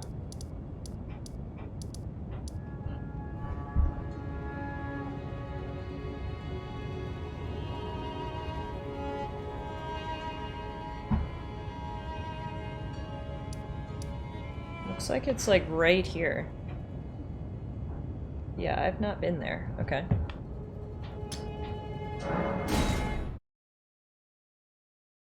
How many flasks do you have? I have 13, so I'm hoping to get some more.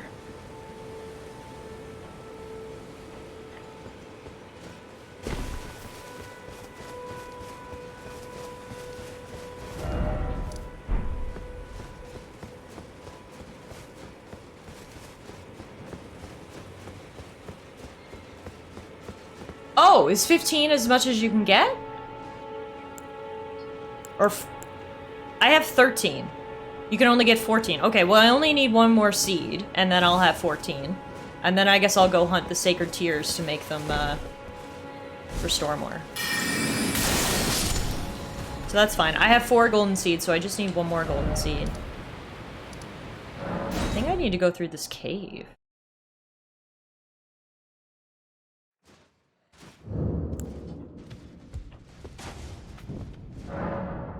What the fuck? Okay. No, this isn't right. Haha, thanks, V's. It says here on this map, there's something called a Fringe Folk Hero's grave, literally like right here.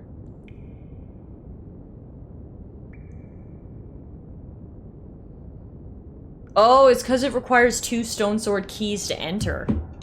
Do I have 2 stone sword keys? I do. Sick. Okay, so it's in here, apparently. It's in the stranded graveyard. There should be a door that I open up. Ah, right here, I guess.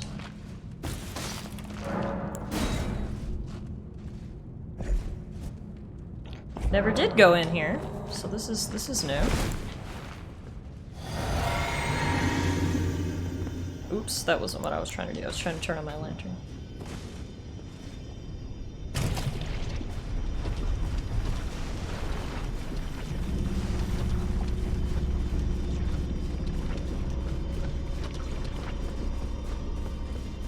This place is much too quiet.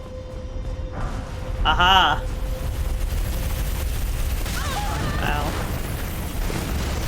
Ow! This is gonna be fun. This is the place, though.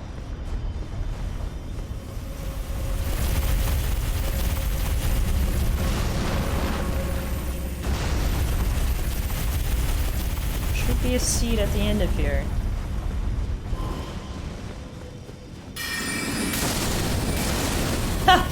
Luckily, the enemies die really easily now that I'm a high level.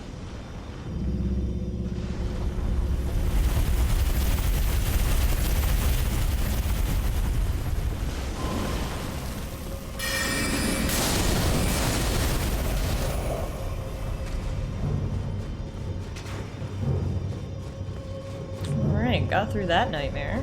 I'm assuming there's another one here. Sure sounds like it. Except I don't see it. Oh, there it is. Oh, for fuck's sakes. Okay.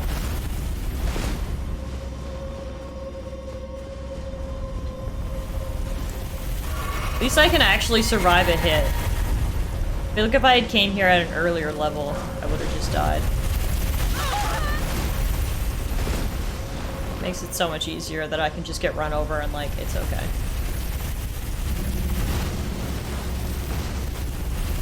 This is a goddamn nightmare. Oh my god, how big is this place?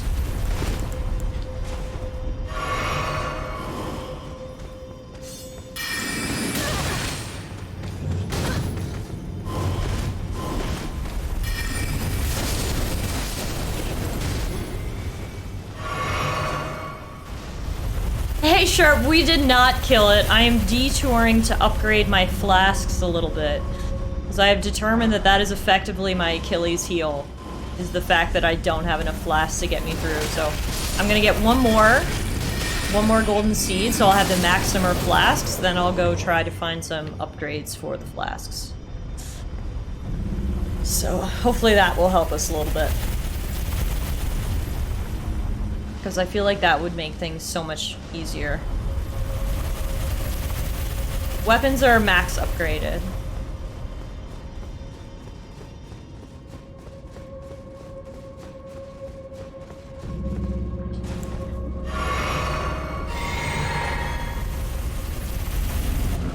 Oh shit, hello sir, you're gross looking.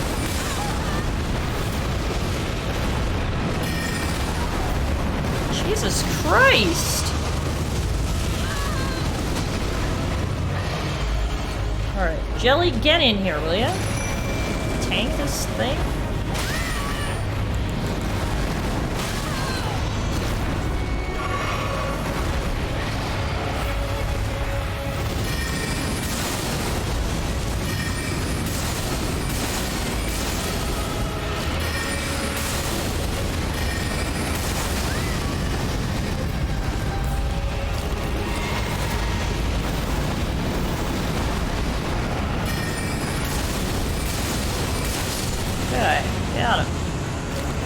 We first tried something tonight.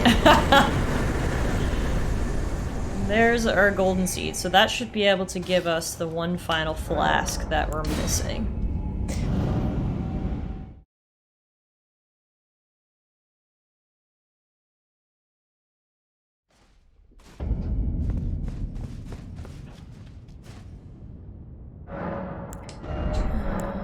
Flasks. Here we go.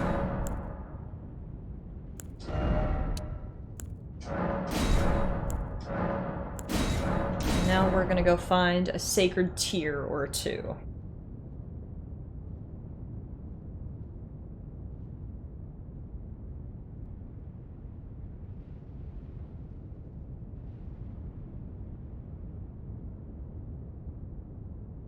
Sacred tear locations.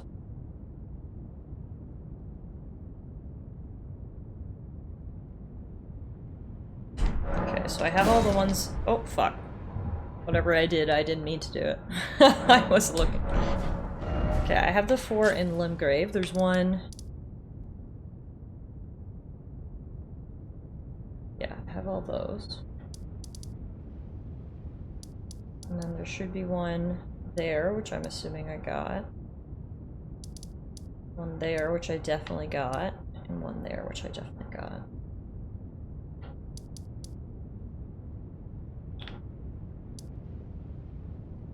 Okay, I think there's one here I don't have. There's one called Stormcaller Church, which is like right here. Let's go there.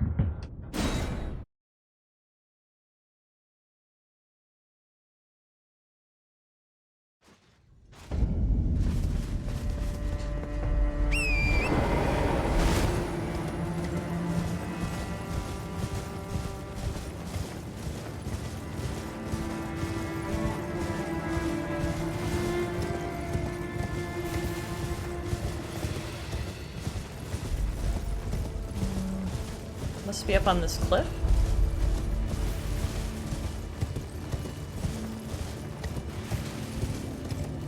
I would also look for Black Knife Tish. What is that and where do I find it? Hey Arrow, I'm hoping to. That is the plan. If all goes according to plan. So either this guide completely debated me or I'm looking in the wrong spot.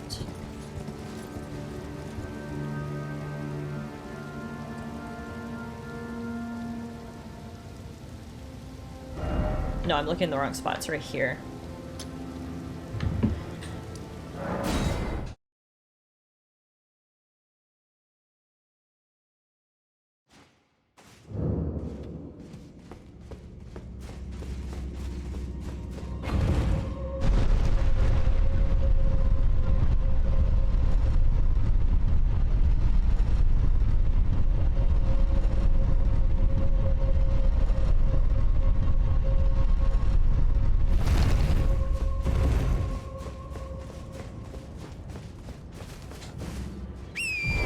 That looks still so badass, man. Looking up at the tree on fire does not get old.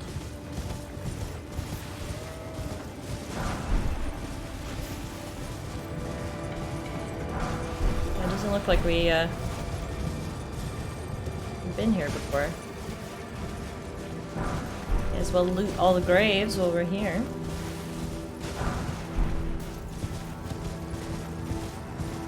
This should be the church we're looking for.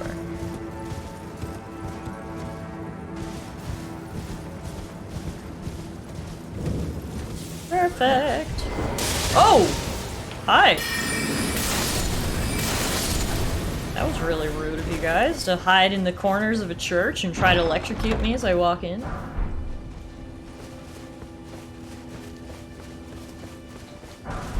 So it's a summon and you have to kill a boss. Thou shalt solve a riddle to find the answer. Okay.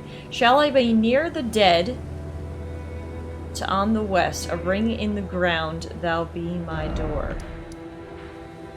Be near the dead. So I guess it's one of those jails, hey? Have I done all the jails I've uncovered?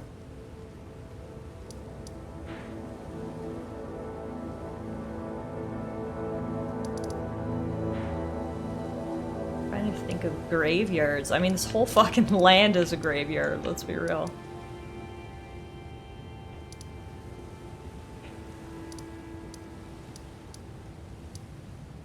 And there's a lot of ruins over here.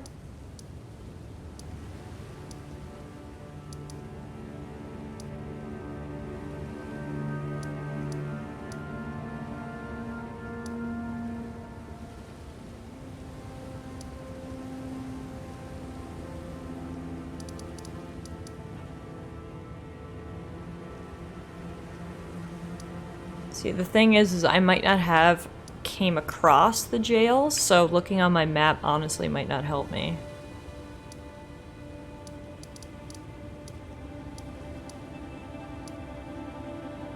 I'm pretty sure like everyone I've come across I've actually finished, so...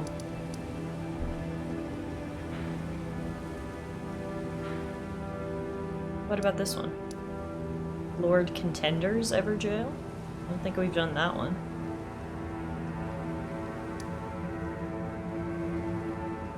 Is it this one? I did miss one?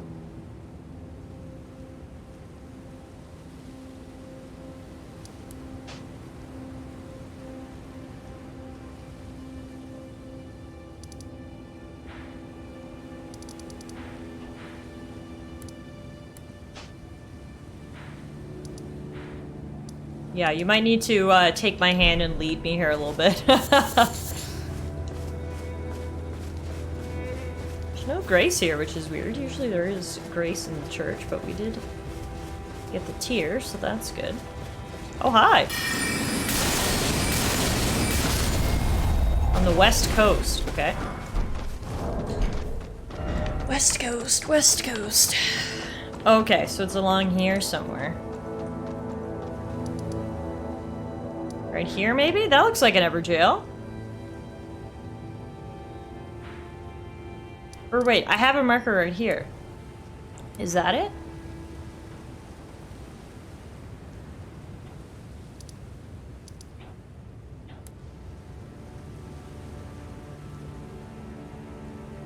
This is it here. Okay.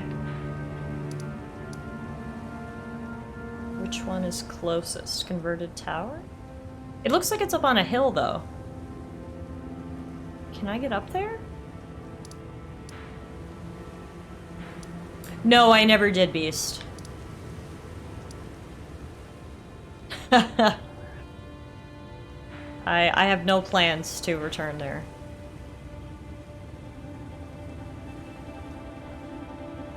Yeah, I don't think I've been anywhere up here. Hey Clueless, have you done Randy's questline at all? No, I think I missed it, because everyone talks about her, but I've never met her. So that'll be something that we tackle in New Game Plus, because I think I missed it. Unfortunately. Is that what I need to do to be able to get up here?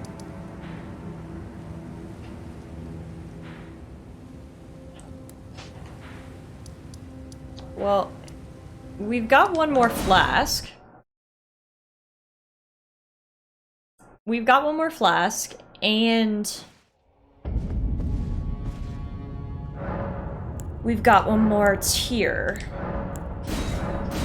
So our flasks are now +8, and we have 14 of them. So already that's better. I might go give it a few more attempts, to be honest.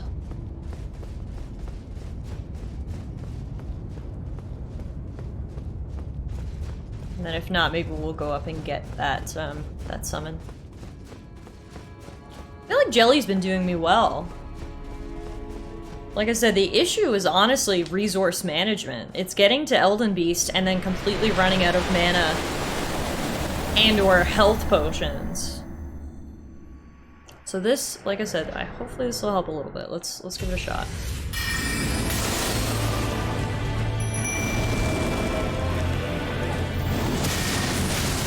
And now that they restore more, I'll try not to use them until later on. Because normally I use them when I'm like 3/4 of the way out of mana. But I'll wait a bit extra now, maybe.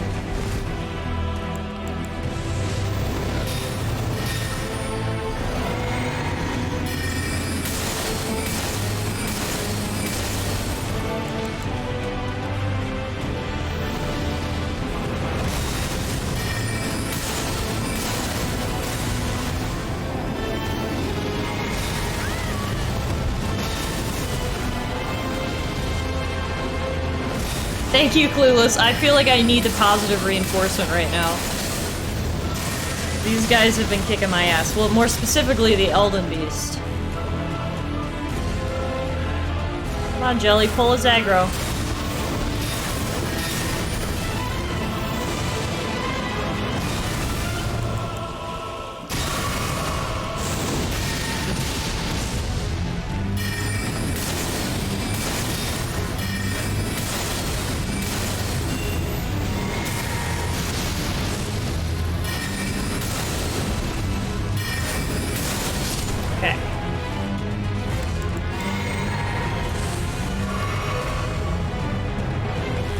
Phase 2, here we go.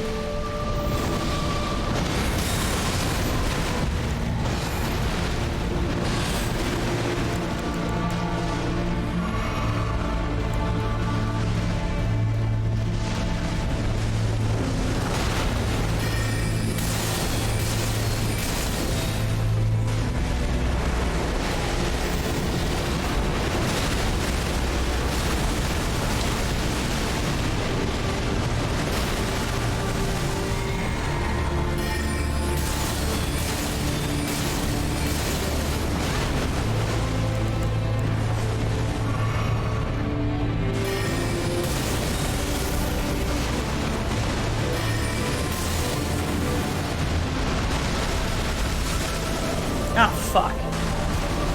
Missed an open shot there because I was out of mana and I didn't realize.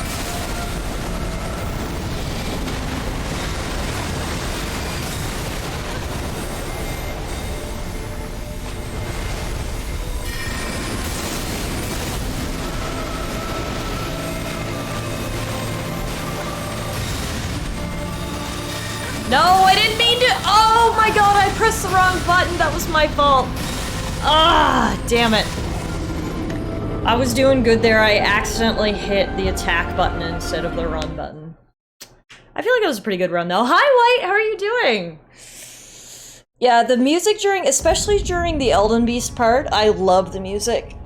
But yeah, it is hard to pay attention when he's just kicking your ass. 1 second, guys. I'm just gonna go refill my water really quick, and I'll be right back.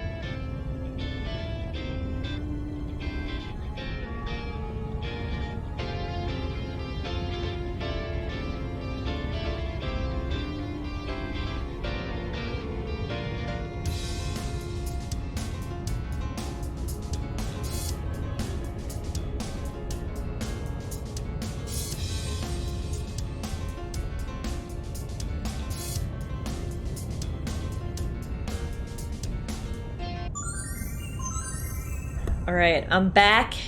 I'm ready to rock. Thank you so much for the positive words, Clueless. I've been at this now for 2 hours, so it does, I do feel like I need some positive reinforcement, so I do really appreciate it. I'm gonna take your advice and get 1 more mana flask instead of health. Let's see how that goes. Yeah, at this point, I feel pretty confident about the timings of the moves. Every now and then, Elden Beast pulls out some weird move from his arsenal that I've never seen before and kills me, but other than that, I've got things down. The issue this far is I managed to get him down to approximately 25% health, and then I'm out of mana and health. So it's like, I'm out of luck, you know? So, I really just need to not use my flasks in the fight against Radagon so I can save them for Elden Beast. Is sort of the recipe for success, I think.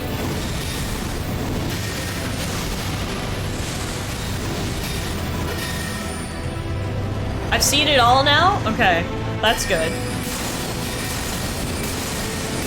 That's a good sign, at least.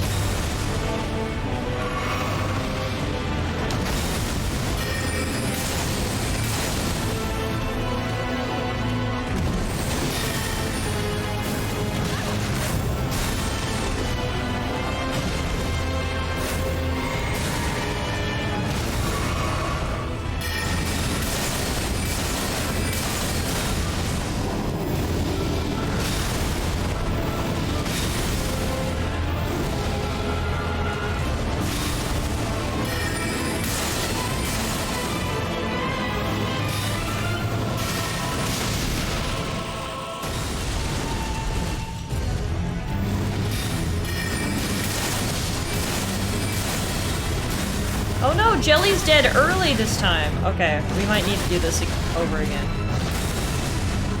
So I like bringing Jelly into Elden Beast fight with me. We'll see.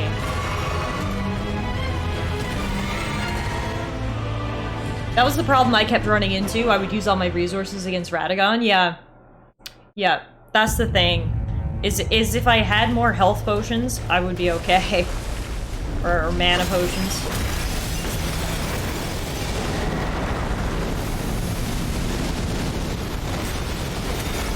I figured out to do this at the beginning. I managed to get all this melee damage in. Except I should have stopped beforehand.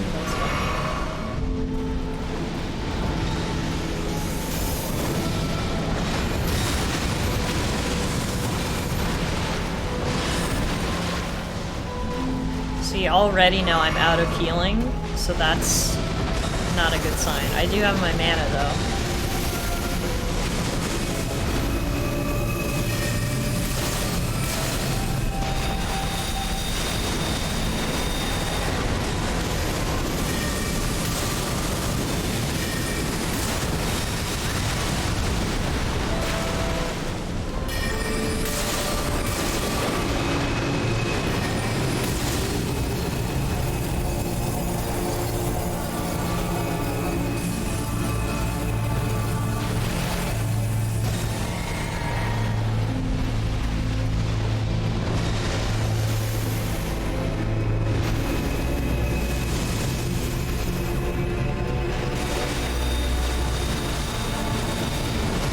Oh fuck, the invisible wall. That has tripped me up a couple times too. I've been trying to dodge, and I hit that invisible wall. Ow.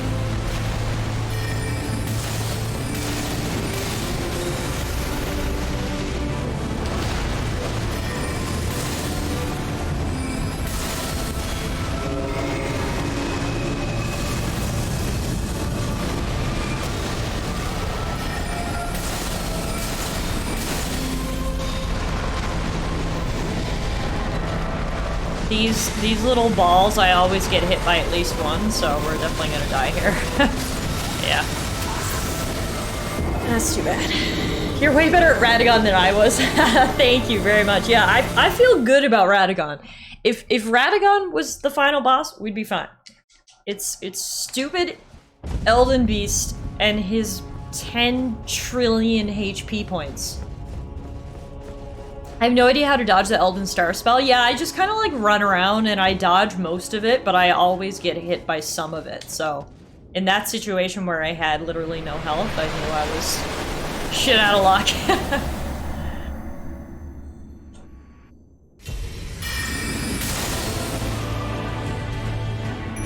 That wasn't the best run, so hopefully this one will be better.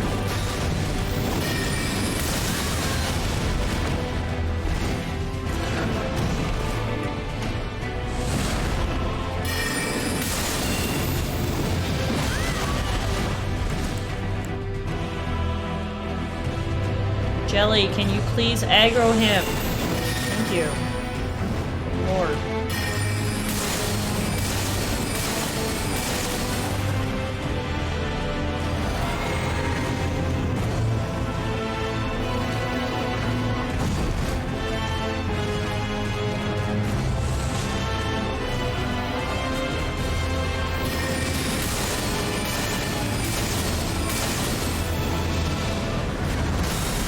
So my ultimate strat for this fight is to just hold out until Jelly pulls his aggro. And then get a few hits in, rinse and repeat. Ow! I thought you were on Jelly.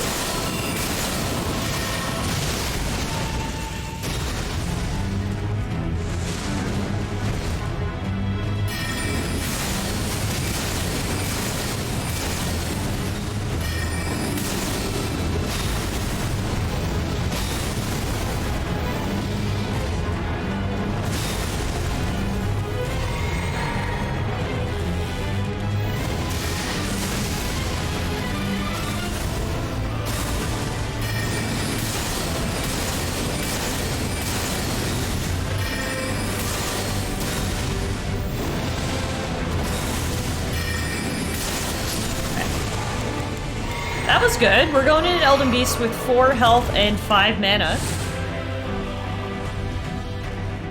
For the Elden Star spell, you need to just run again, but make sure it's not towards the wall. When he does the nuke from orbit laser, run opposite from where he goes into the sky. So many tips. There's like 10,000 things I need to remember during this fight. Like, okay, I need to do this, this, this, and this, and then this and this, and then this, and then we might be able to. If I do all 25 of these tactics, we'll be able to win.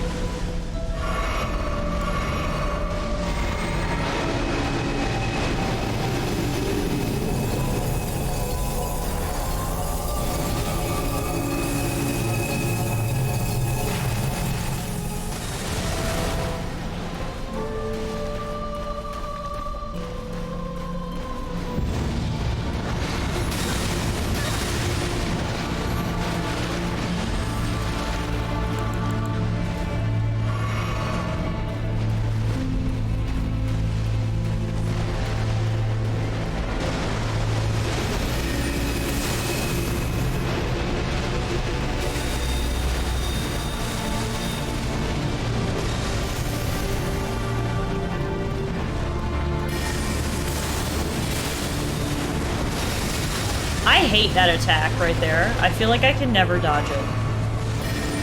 Because it has like an AoE component to it.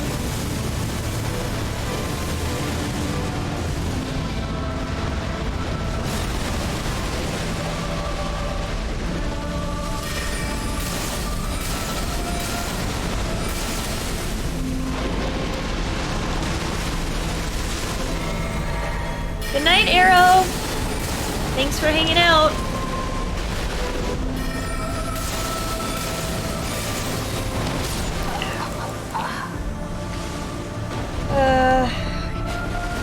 Also, if you die again in the start of the fight, hit the front, not the side.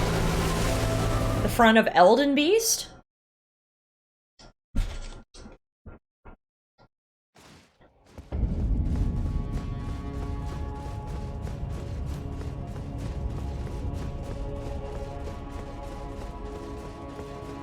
That's his weak spot. Yeah, I could get a few hits in on his front, then run around to the side and avoid the fire, I think.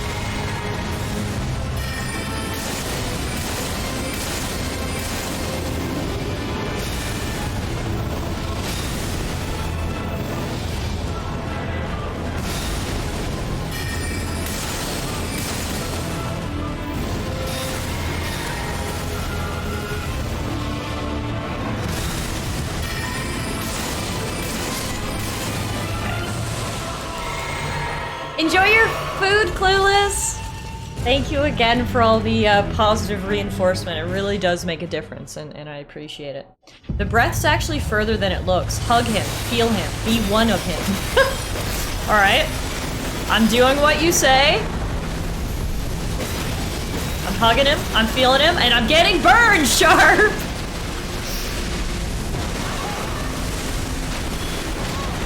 Oh no. Okay, bad start.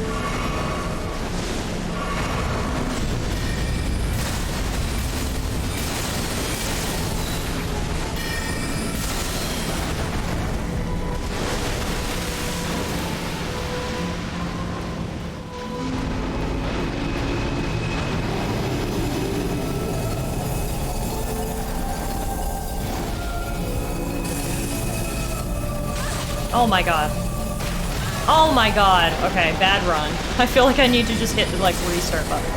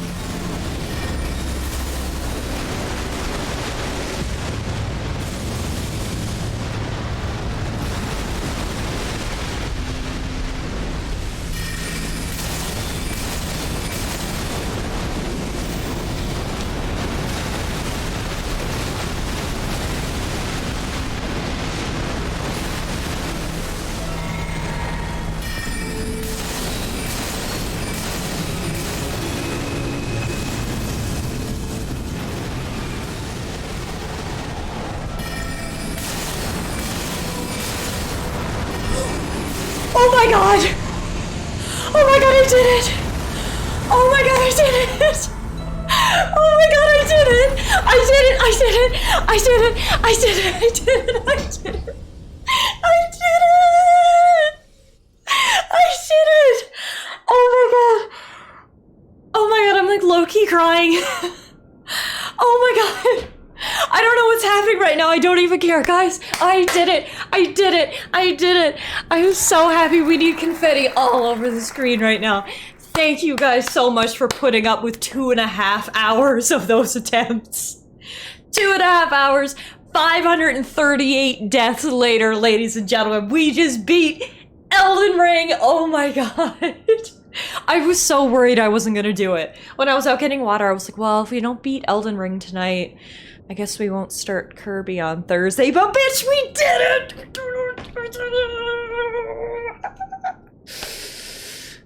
How shaky are you? 1 to 10? So shaky. So shaky, so sweaty. I feel like I need to go take a nap.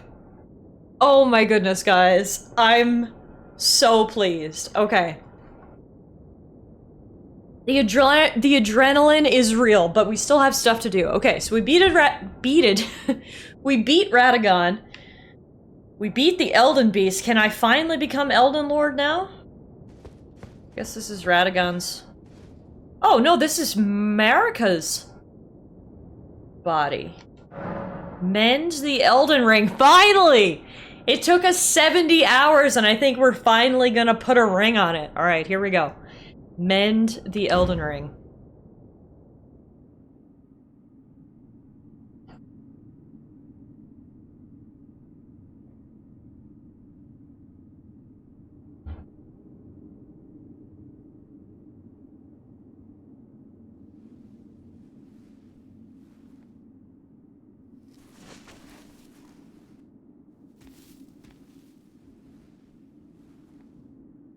So do I mend the Elden Ring by mending her?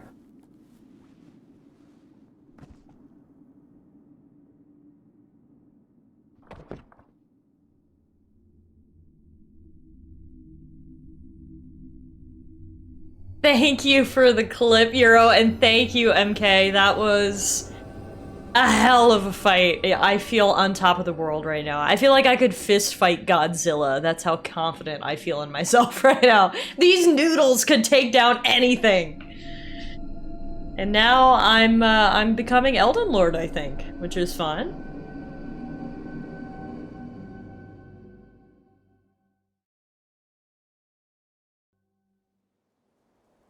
The fallen leaves tell a story. I was staring so intensely at the screen, I need to put on my glasses. Elden Lord. The tree's not on fire anymore. In our home, across the fog. Town's still covered in ash, though. Rip.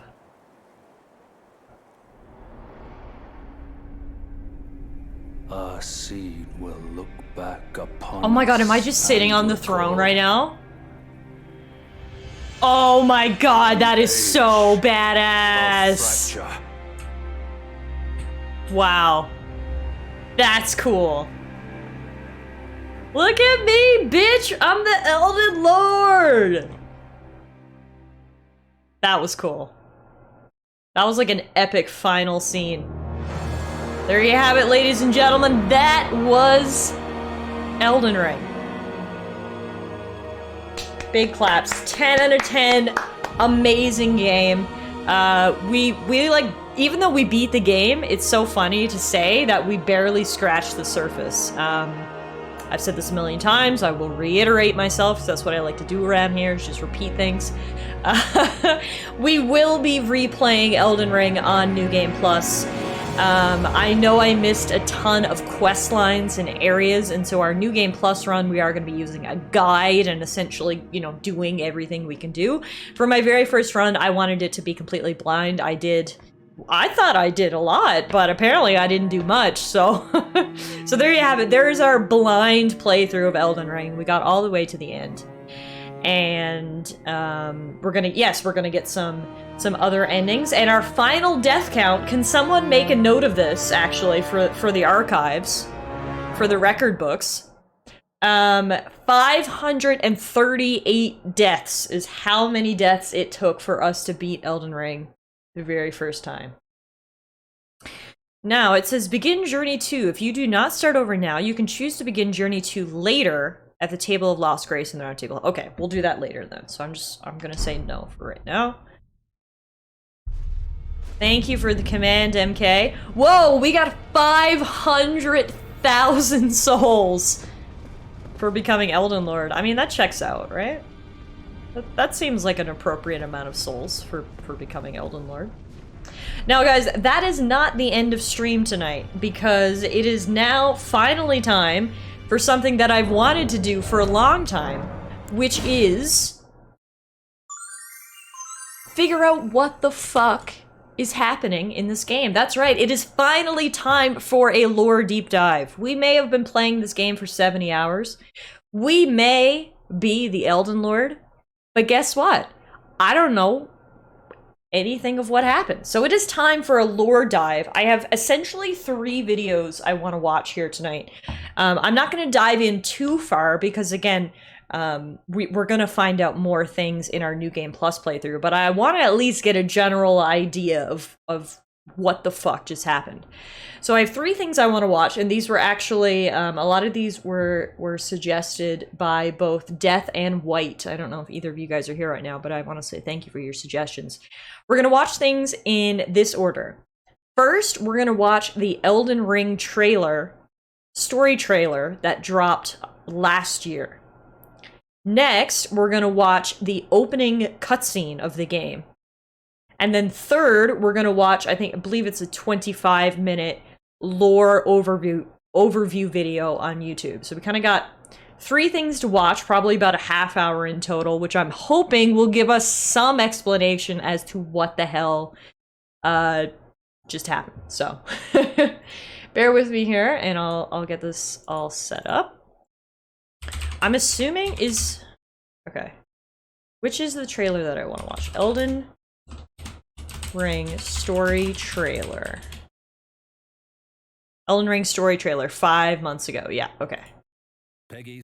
This is what I want to watch.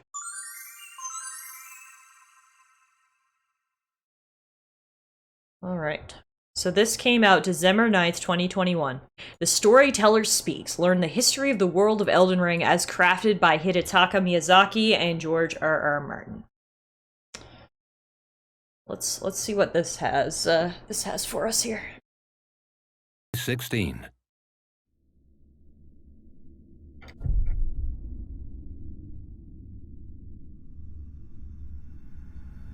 It happened an age ago.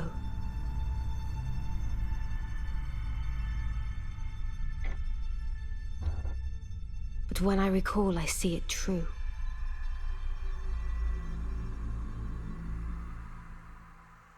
On a night of wintry fog,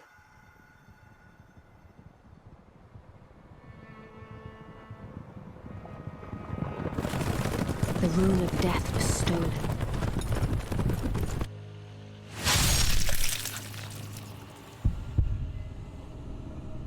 And the demigods began to fall. Starting with Godwyn the Golden.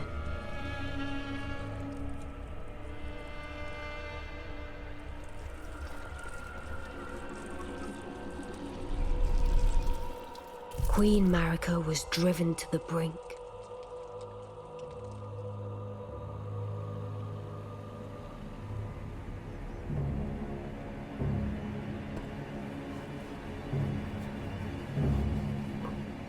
The shattering ensued, a war that wrought only darkness. The Elden Ring was broken. But by whom? And why?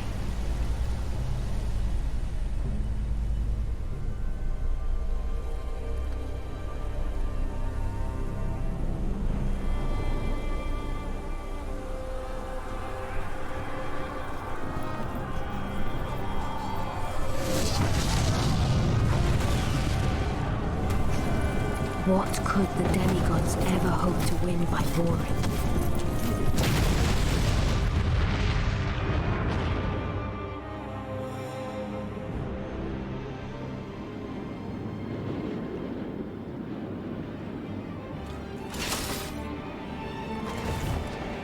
So the two of those guys fought? Oh, that's badass. The Conqueror of the Stars, General Radahn. We fought Radahn. We also fought Melania. We didn't manage to kill her.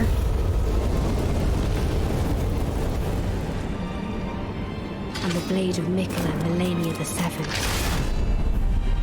These two were the mightiest to remain, and locked horns in combat. Time to go back and kill her. That's a New Game Plus task.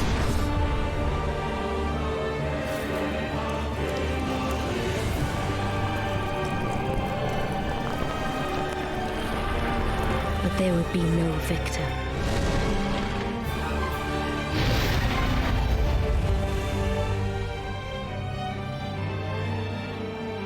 And so, we inhabit a fractured world, awaiting the arrival of the Elden Lord.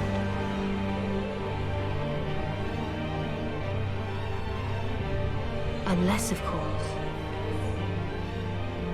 thou shouldst take the crown.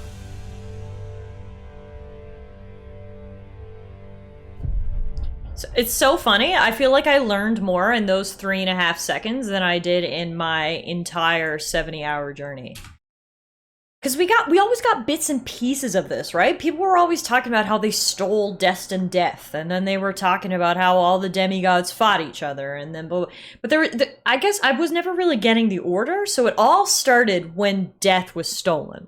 I still don't completely understand the specifics of that. I'm assuming maybe it made the demigods mortal and able to be killed. Then they all started warring and fighting each other. Everything went to absolute shit. The Elden Ring shattered and the world got destroyed. Very basic summary, but it was more than I had previously. That is right. It made everyone mortal. Okay, cool. See, already, all I needed was just a little order in this chaos, and I promise you, I could make something of this. Okay, so that was a great idea to watch that story trailer. That was actually very informative. So thank you for suggesting that. So next, I want to watch the Elden Ring opening cinematic. Hoping someone has this up on YouTube. Looks like they do. 4K, 60 frames per second. So we watched this, of course, when the game started, and I had no idea what it was talking about or referring to. Not a clue. I honestly can't even remember what it was. So hopefully we will watch this now and actually know some of the characters they're referencing and understand some of the references, and again, just get more puzzle pieces to put together to paint ourselves a picture. I just love how passionate the narrator gets during this. Alright, let's check it out. The fallen leaves tell a story.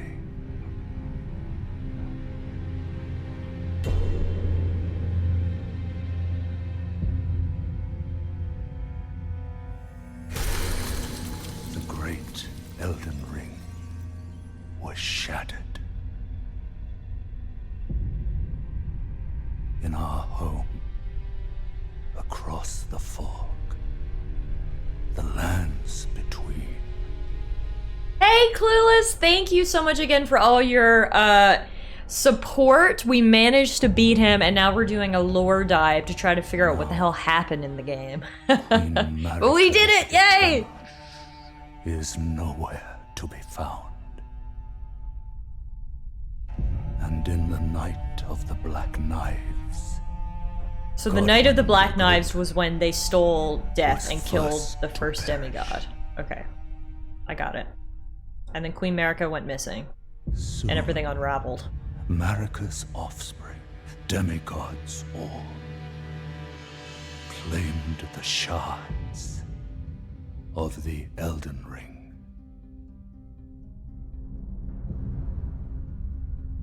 The mad taint of their newfound strength triggered the shattering. Oh, so that's actually what fucked the world up. It's all these greedy son of a bitches fighting for power. A war from which no lord arose. A war leading to abandonment by the greater will. Oh, rise now, ye tarnished, ye dead who yet live. The call of long-lost grace speaks to us all.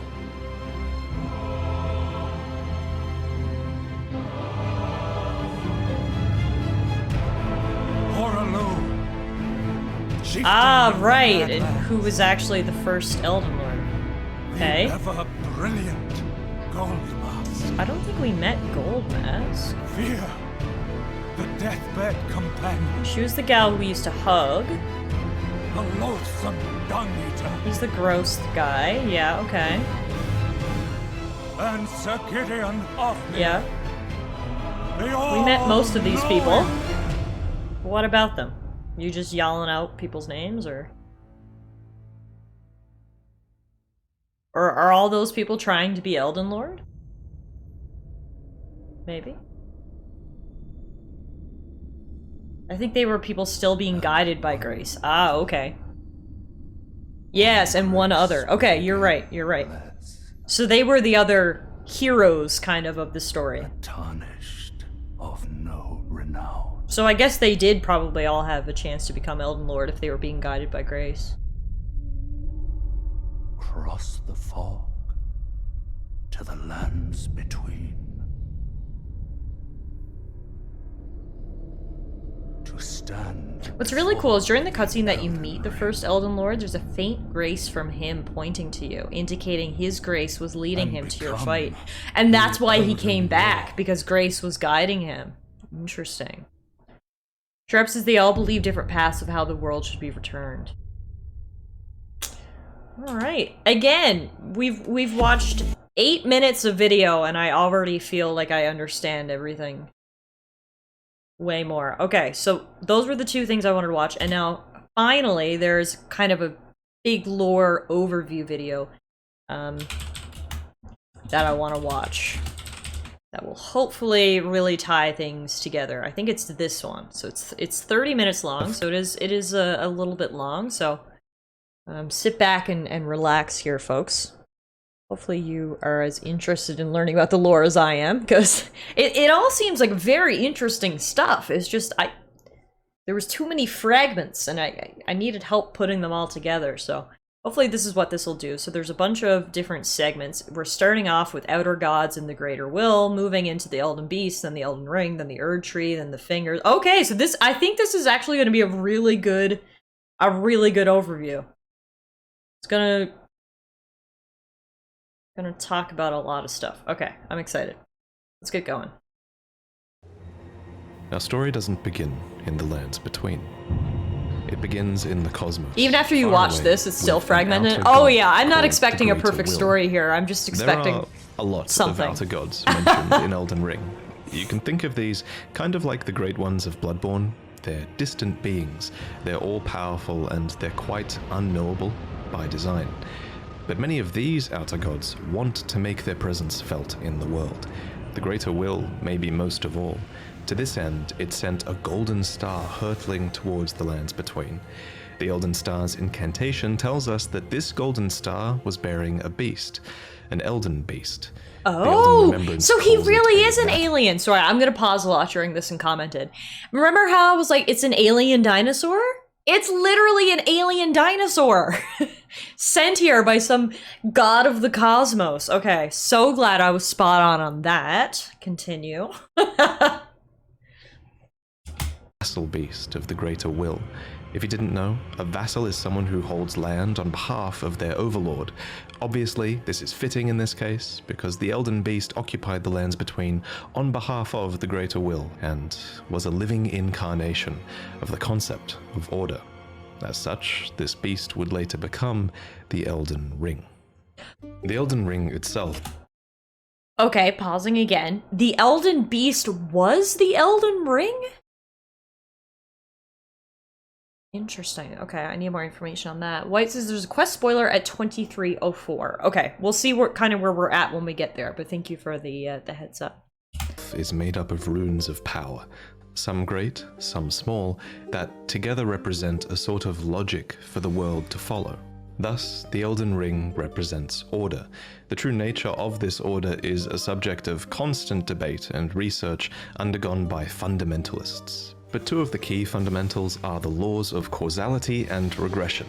You can think of the law of causality as cause and effect, where actions have consequences, and those consequences are new causes that branch out into infinity.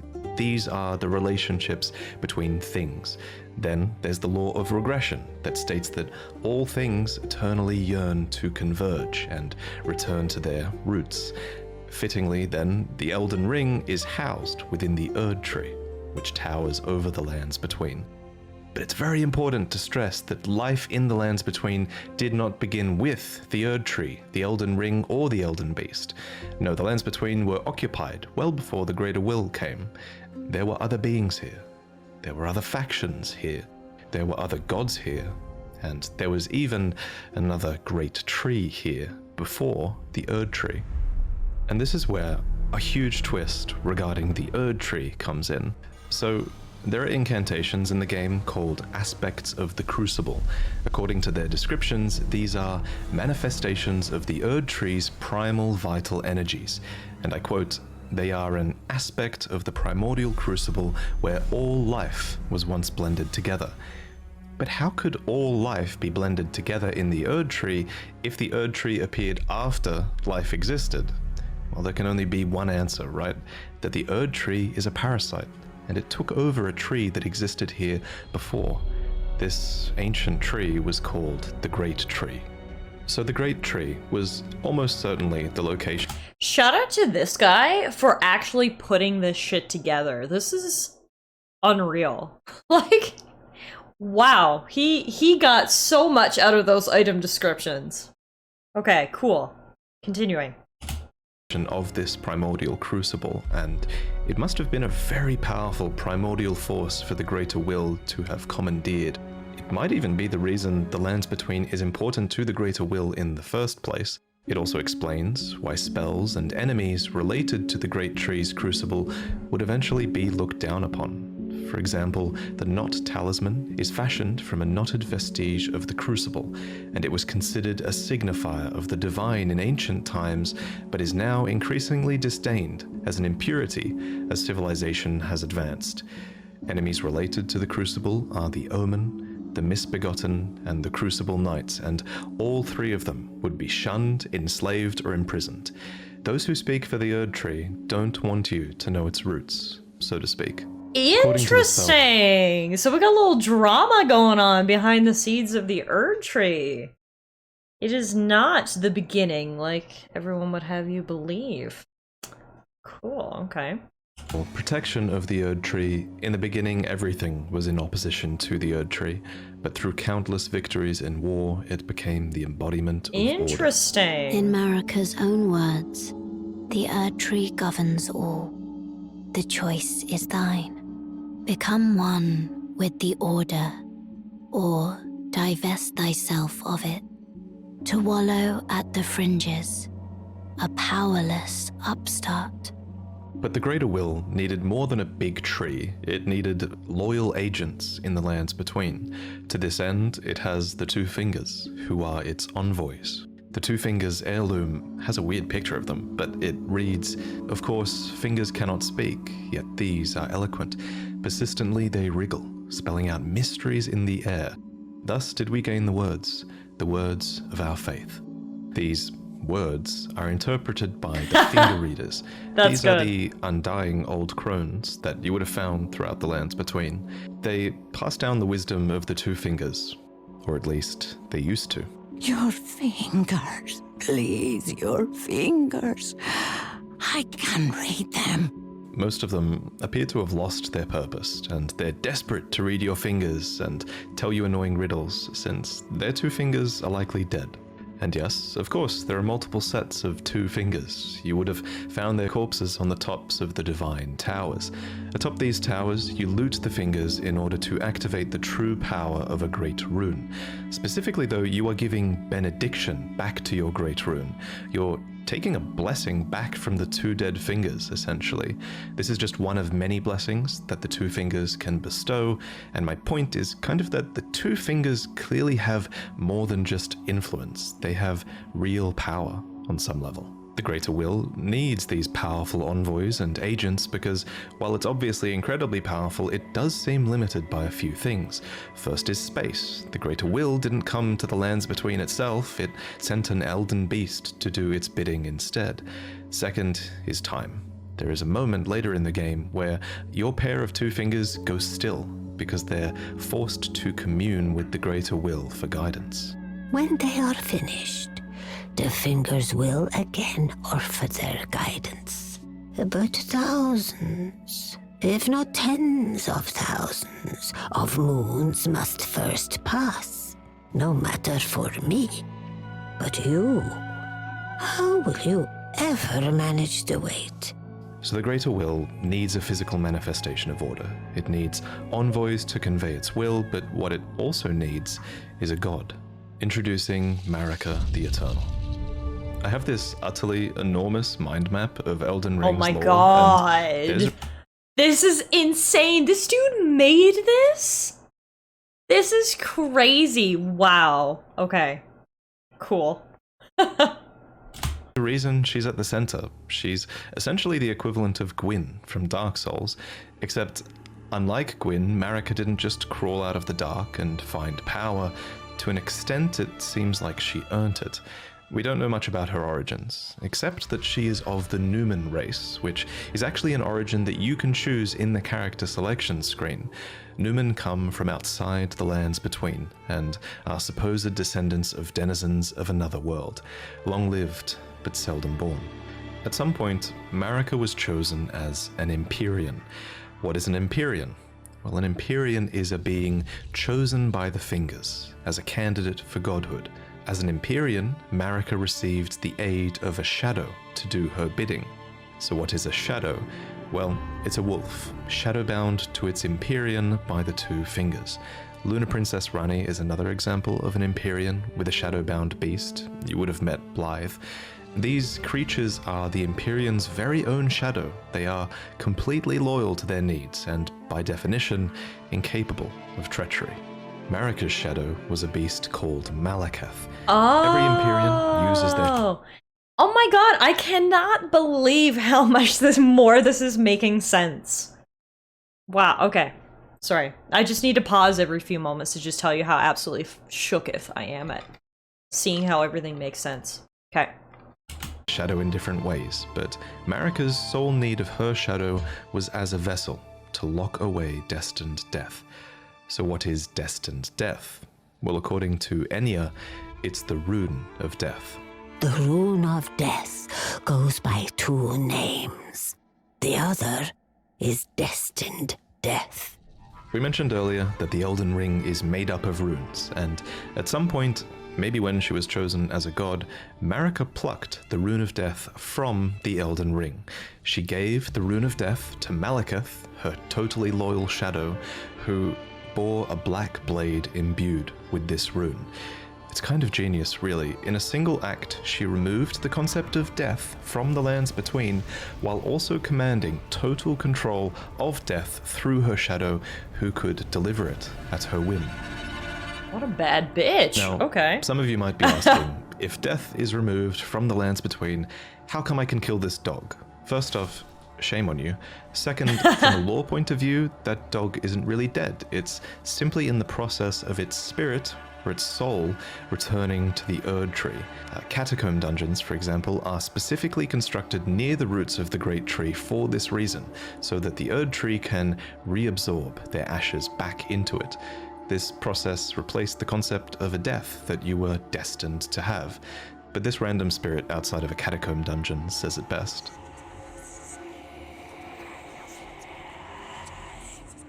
As another example of this theory, when you kill a major boss, you receive a remembrance of them.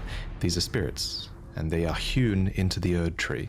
In this way, thanks to the Erd Tree's grace, their spirits are immortalized, in a sense. This new form of death also explains what's happening when you summon spirits. From ash and return to the Erd Tree.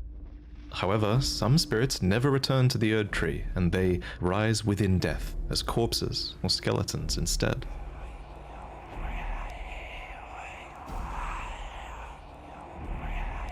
So this was the New Order, and it's important to stress that it was in this moment, when the Rune of Death was removed, when Destined Death was taken, this is when Order became the Golden Order.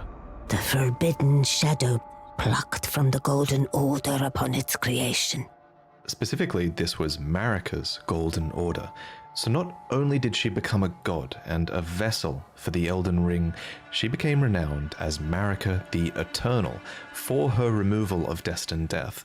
It was a huge part of her character and her reign as well. However, Marika had more than just death to conquer. She had wars to fight, as the world was occupied by many forces that could threaten her Golden Order. There was war with the Stormlord, who likely ruled over Stormvale, and there was a war with the Giants, who were masters of a flame that could burn the Erd Tree. There was war with the Ancient Dragons, who incidentally had stones that could twist time and thus slay a god. And finally, there was war brewing with the Carrion Royalty, who had previously obeyed laws which contravened the Golden Order.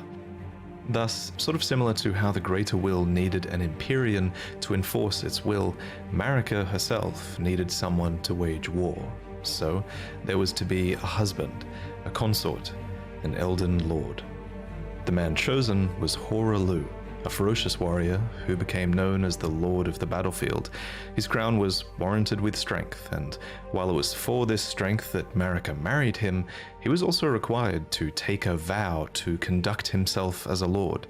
To suppress the ceaseless lust for battle that raged within, Hoarah took the beast regent Sarosh upon his back. You'll notice this is another example of a beast being given for the purpose of serving order. Thus, in this moment, he went from being Hoarah, warrior, to Godfrey, the first Elden Lord, consort to Queen Marika, and a certified demigod. Godfrey and Marika had 3 demigod children together. There was Godwyn the Golden, who you saw being killed in the opening trailer, and there were also the reviled Omen twins, Morgoth, who guards the Erd Tree, and Mohg, who became Lord of Blood. You might think that Godric was another demigod child, but he actually wasn't. Instead, he was probably descended from Godwyn. Anyway, we'll talk about the demigods more in detail in another video, so subscribe for that. But for now, just know that Godfrey and his offspring were the first demigods, henceforth known as the Golden Lineage. In his wars, Godfrey led his 16 Crucible Knights into battle, who were named so for they fought with the primordial powers of the Erd Tree. Their incantations were aspects of the Crucible itself, and they likely fought giants, dragons, the Stormlord, and more to usher in their age, the age of the Erd Tree. In Marika's own words, "Hark, brave warriors. Hark, my Lord Godfrey. We commend your deeds. Guidance hath delivered ye through each ordeal to the place ye stand. Put the giants to the sword and confine the flame atop the mount. Let a new epoch begin, an epoch glistening with life. Brandish the Elden Ring for the age of the Erd Tree." The Erd Tree would go on to be largely seen as a blessing for all of those in the lands between, especially those close to it in Leyndell, the capital city of the Erd Tree. The tree bestowed blessings. For example, the dew that dropped from its branches were like jewels. It loomed overhead as a constant reminder of order, and its roots reached far and wide, relieving many of the burden of death. In fact, Erd Tree burial was one of the highest honors a hero could receive. One by one, the previous factions of the world fell. The giants were put to the sword, and their fell god was killed by Marika herself. The ancient dragons broke down the walls of Leyndell, but met fierce retaliation. However, I think the House of the Erd Tree encountered the most trouble against the land to their southwest, Leonia. Here, the House of the Moon repelled their offensives time and time again. And I mean that literally, because... So Marika was literally a tyrant. Some outer alien presence was like, hey, I'll give you all the power if you subjugate this whole fucking land and make them all worship me. And she was like, yeah, okay, cool. And she just destroyed everybody and everything and just made the Erd tree the main form of worship or whatever. That's very interesting. Okay. I see how it is, Marika.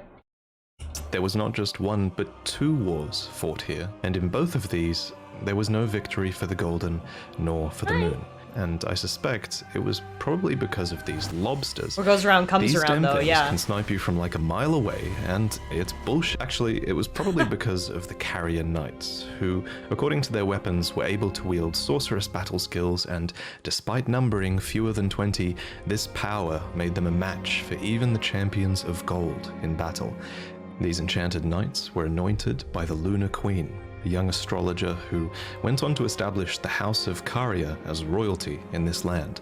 With her bewitching lunar magic, she won over the Academy of Raya Lucaria, where glintstone sorcery was studied, and united the Carian royal family and the learned scholars of Raya Lucaria defended their home from the golden aggressors. At the head of this great golden Turtle army Pope was Radagon. Lord Radagon was a The great best character in the champion, whole game. possessed of flowing red locks.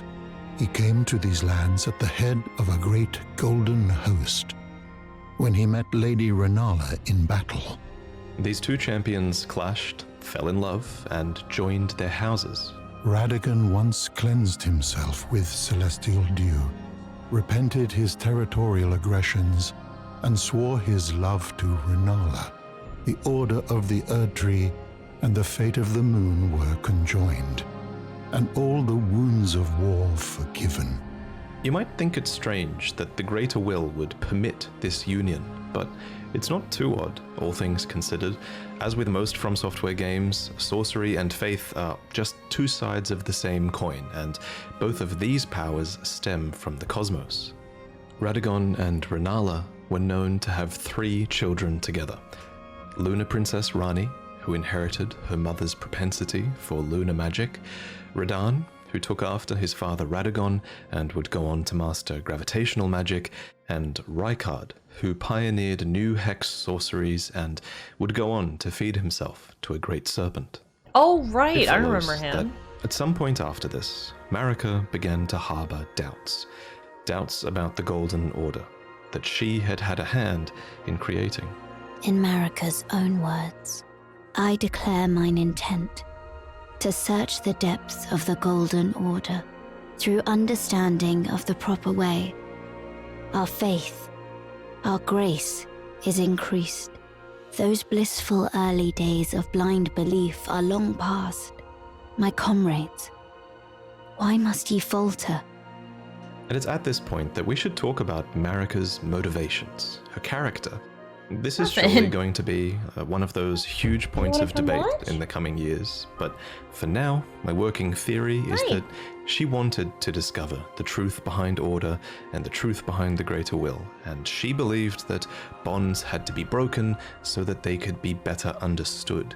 She believed that there was great meaning to be found in hardship. Queen Marika has high hopes for us, that we continue to struggle unto eternity. For Lord Godfrey, his struggle ended at the end of his campaigns. According to his armor, he led the war against the giants, faced the Storm Lord alone. And then there came a moment when his last worthy enemy fell. Hey, baby, And it was you then, watching? as the story is told, that the hue of Lord Godfrey's eyes faded. In truth, he was robbed of his grace. Then Marika sent him away. My lord, and thy warriors, I divest each of thee of thy grace. With thine eyes dimmed, ye will be driven from the lands between. Ye will wage war in a land afar, where ye will live and die. This became known as the Long March of the Tarnished, as Godfrey and his tarnished descendants. So Marika's a bit heartless, hey? She literally took her husband and everyone she had, made them do all the work for her, eliminated all her enemies, and then was like, LOL. Took their powers from them and banished them. Your work here is done, plebs. Wow. Walked away from the lands between. But Queen Marika absolutely had a plan here, that Lord Godfrey and his descendants would one day return stronger, having struggled outside of grace.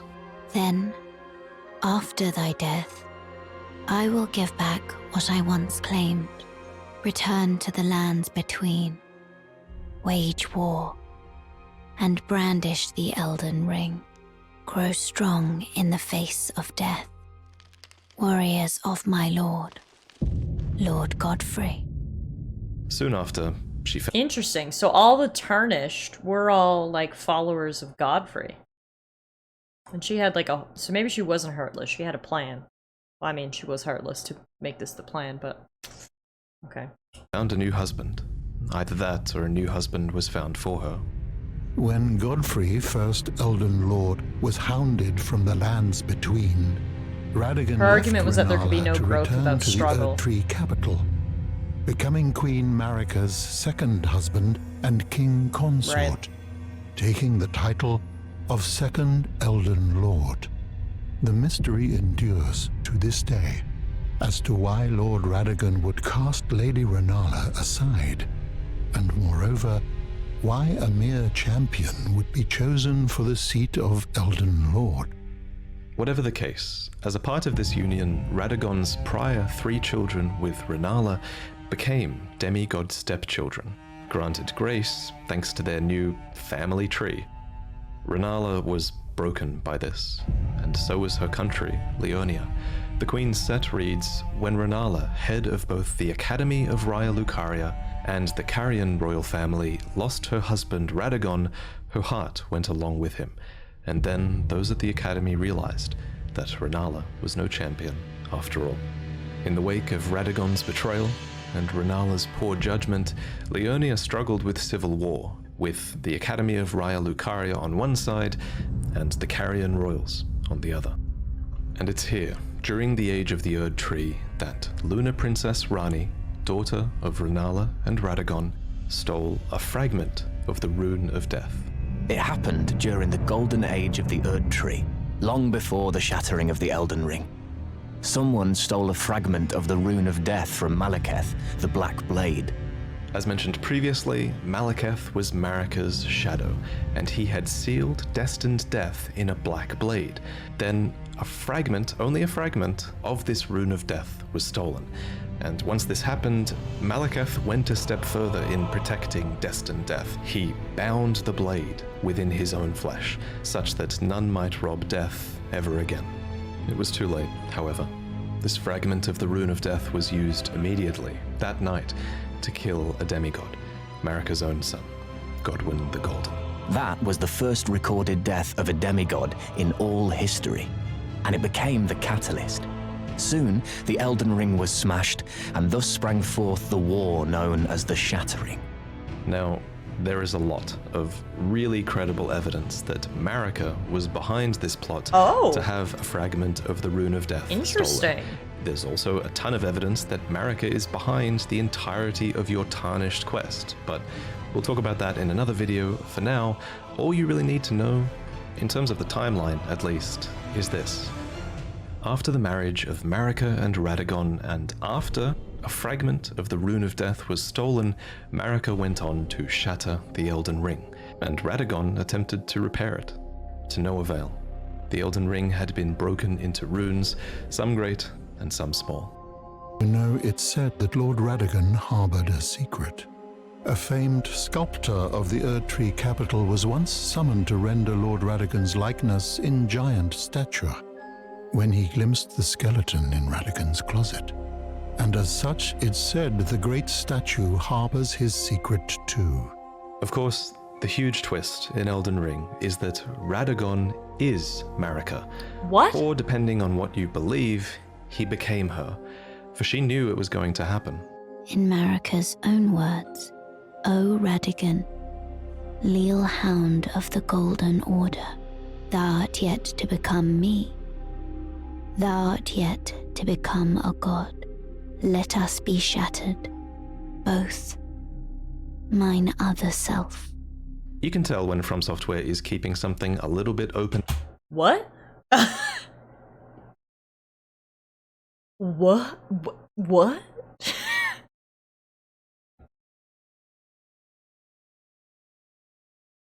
I was following along perfectly fine until right now. Huh.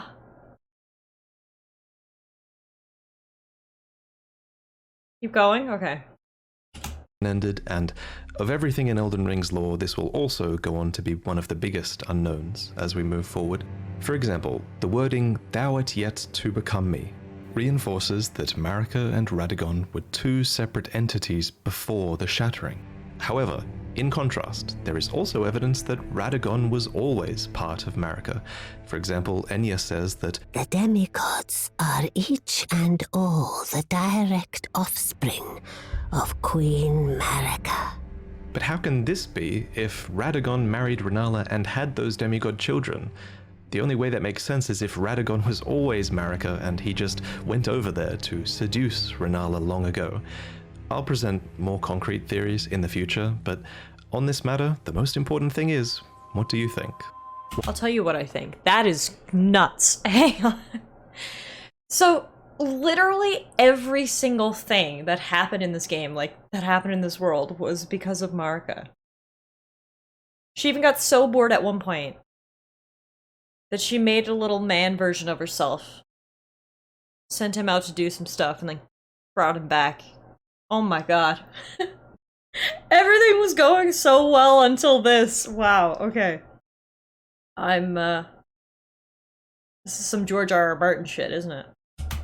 While you can figure out a ton of Elden Ring's story, not all of it is open to interpretation. Certain things are, and this is one of them. Very Your Zeus-like, interpretation is yeah. a big part of what makes this story special. At any rate, the union of Radagon and Marika seems to be a union of two fundamental opposing laws of the Golden Order. We mentioned these laws earlier, actually. There's the law of causality, and Marika is an agent of cause and effect. And there's the law of regression, as Radagon is a character who aspires to be complete and regress together. So I have a theory that forcing these two beings that represent these concepts together would have corrected Marika's deviance. But even so, she was imprisoned in the Erd Tree for the crime of the Shattering. Marika's trespass demanded a heavy sentence. But even in shackles, So she girl stepped out of remains a line. god and the vision's vessel. And the greater The will was conjoined like, Radagon nuh-uh. and Marika even had two demigod children of their own, Miquella But how, and Millennia. how if they're the same person? How did they have kids? Can someone explain it to me? The greater will has no chill is the TLDR of all of Elden Ring. These two children were born afflicted. Miquella was cursed with eternal childhood, and Millennia harbored a horrific rot within. Even so, these two children were both chosen as Empyreans. They were immensely sacred beings, and eligible to inherit godhood from the Greater Will. Perhaps the Greater Will was just desperate to find a worthy successor, and indeed in the Shattering War to come, many would try to claim the shards of the Elden Ring, and they would try to take the throne, including, of course, the Tarnished, who returned from their long march at long last, which we'll talk about in the next main lore video. I should probably also mention here that if you become a patron, you'll see upcoming lore videos early, as that's one of the rewards you get if you pledge to the $3 tier. And if you think my Okay, channel fair really enough. adds a lot of value to the Touche, Souls guys, games for you to the touche. point where you pledge $20, then in this new tier, you'll receive a new mug every 3 months that has a unique design on it. To Okay, do with the A, games by those From mugs are Software. cool. There are 4 to collect. The first one B, you'll get this is guy inspired by deserves the Dark money Souls, because then the Elden fact Ring, that he then pieced Sekiro, all and this finally together is Bloodborne. honestly They all have unreal. fantastic art that I worked on with So, an amazing artist named Chu. But anyway, I figured this is the right place to end this video because the information here is going to be overwhelming. I bet it probably was too overwhelming, you know? It took me ages to commit these names and the relationships they had with other characters to memory, so I hope you guys are doing alright. one thing that helped me a lot was that we designed an enormous mind map with That's pretty much nuts. all I of can't Elden believe they Ring's made lore, that. all of its item descriptions, all of its dialogues, all of the relationships between characters that we can think of. We added all of this together, and it helped a ton in learning about the story and visualizing it all. And one day I will make this asset available to you all, because I think after doing it, I think this is the quintessential way to piece together the story, and I think giving you guys this asset eventually will make that accessible for people. Cool. Well, we'll have to keep an eye out for the giant flowchart that's coming out. Apparently there's a part 2 of this as well, which is about the demigods. So honestly, I might have to watch that one in my own time, I think. But overall, I mean, in the last 30 minutes, I have learned more about what was happening in Elden Ring than I did in 70 hours of gameplay. So shout out to Vati Vidya for putting that together, because that was very, very helpful. I feel like I at least kind of understand. Well, like I said, I was really understanding everything until they hit me with that last part about Radagon and Malika being the same person. So I feel like I need to go like sleep on that, and we'll come back tomorrow. But I'm very happy that we got a good overview, and I'm very, very happy that we managed to beat Elden Ring, everybody. This was officially the longest sort of game that I streamed. It took us 24 streams to finish Elden Ring, 70 hours. And all in all, I absolutely loved it. I loved it so much, in fact, that this is not the last time you will see Elden Ring on this channel. In about probably, I'm guessing in about probably 2 months. I've got some other games I want to play, but towards the end of summer, we are going to actually return to Elden Ring. With all of this new information that we now have, we are armed with knowledge. We are going to return to the Lands Between and do our New Game Plus playthrough and follow a guide and try to really, really explore and do as much as we can. So hopefully I'll see you guys for the New Game Plus playthrough. But if I don't, I just want to say thank you so much to everybody for coming along on this journey with me. It has been a blast. I've really, really enjoyed this game. I've really enjoyed hanging out with you guys as we explored through the game, and I thank you for all your support and your help and your tips and your positive words when I get stuck on bosses. So thank you very much for that. As I've mentioned previously, we will be live again on Thursday as per our usual schedule, and on Thursday we will be starting something completely different from Elden Ring. We're going to be starting Kirby in the Forgotten Land, which I'm so excited for. Our cute little pink puffball in his newest game for the Nintendo Switch. So we will start that on Thursday, and hopefully I will see some of you guys there for that. But in the meantime, guys, it is getting late. I gotta go get ready for bed. I'm sure it is getting late where you guys are too. So everybody, please have a great rest of your evening. Have a good day tomorrow. I'll see you guys on Thursday for some Kirby. Until then, stay safe, take care. See you soon!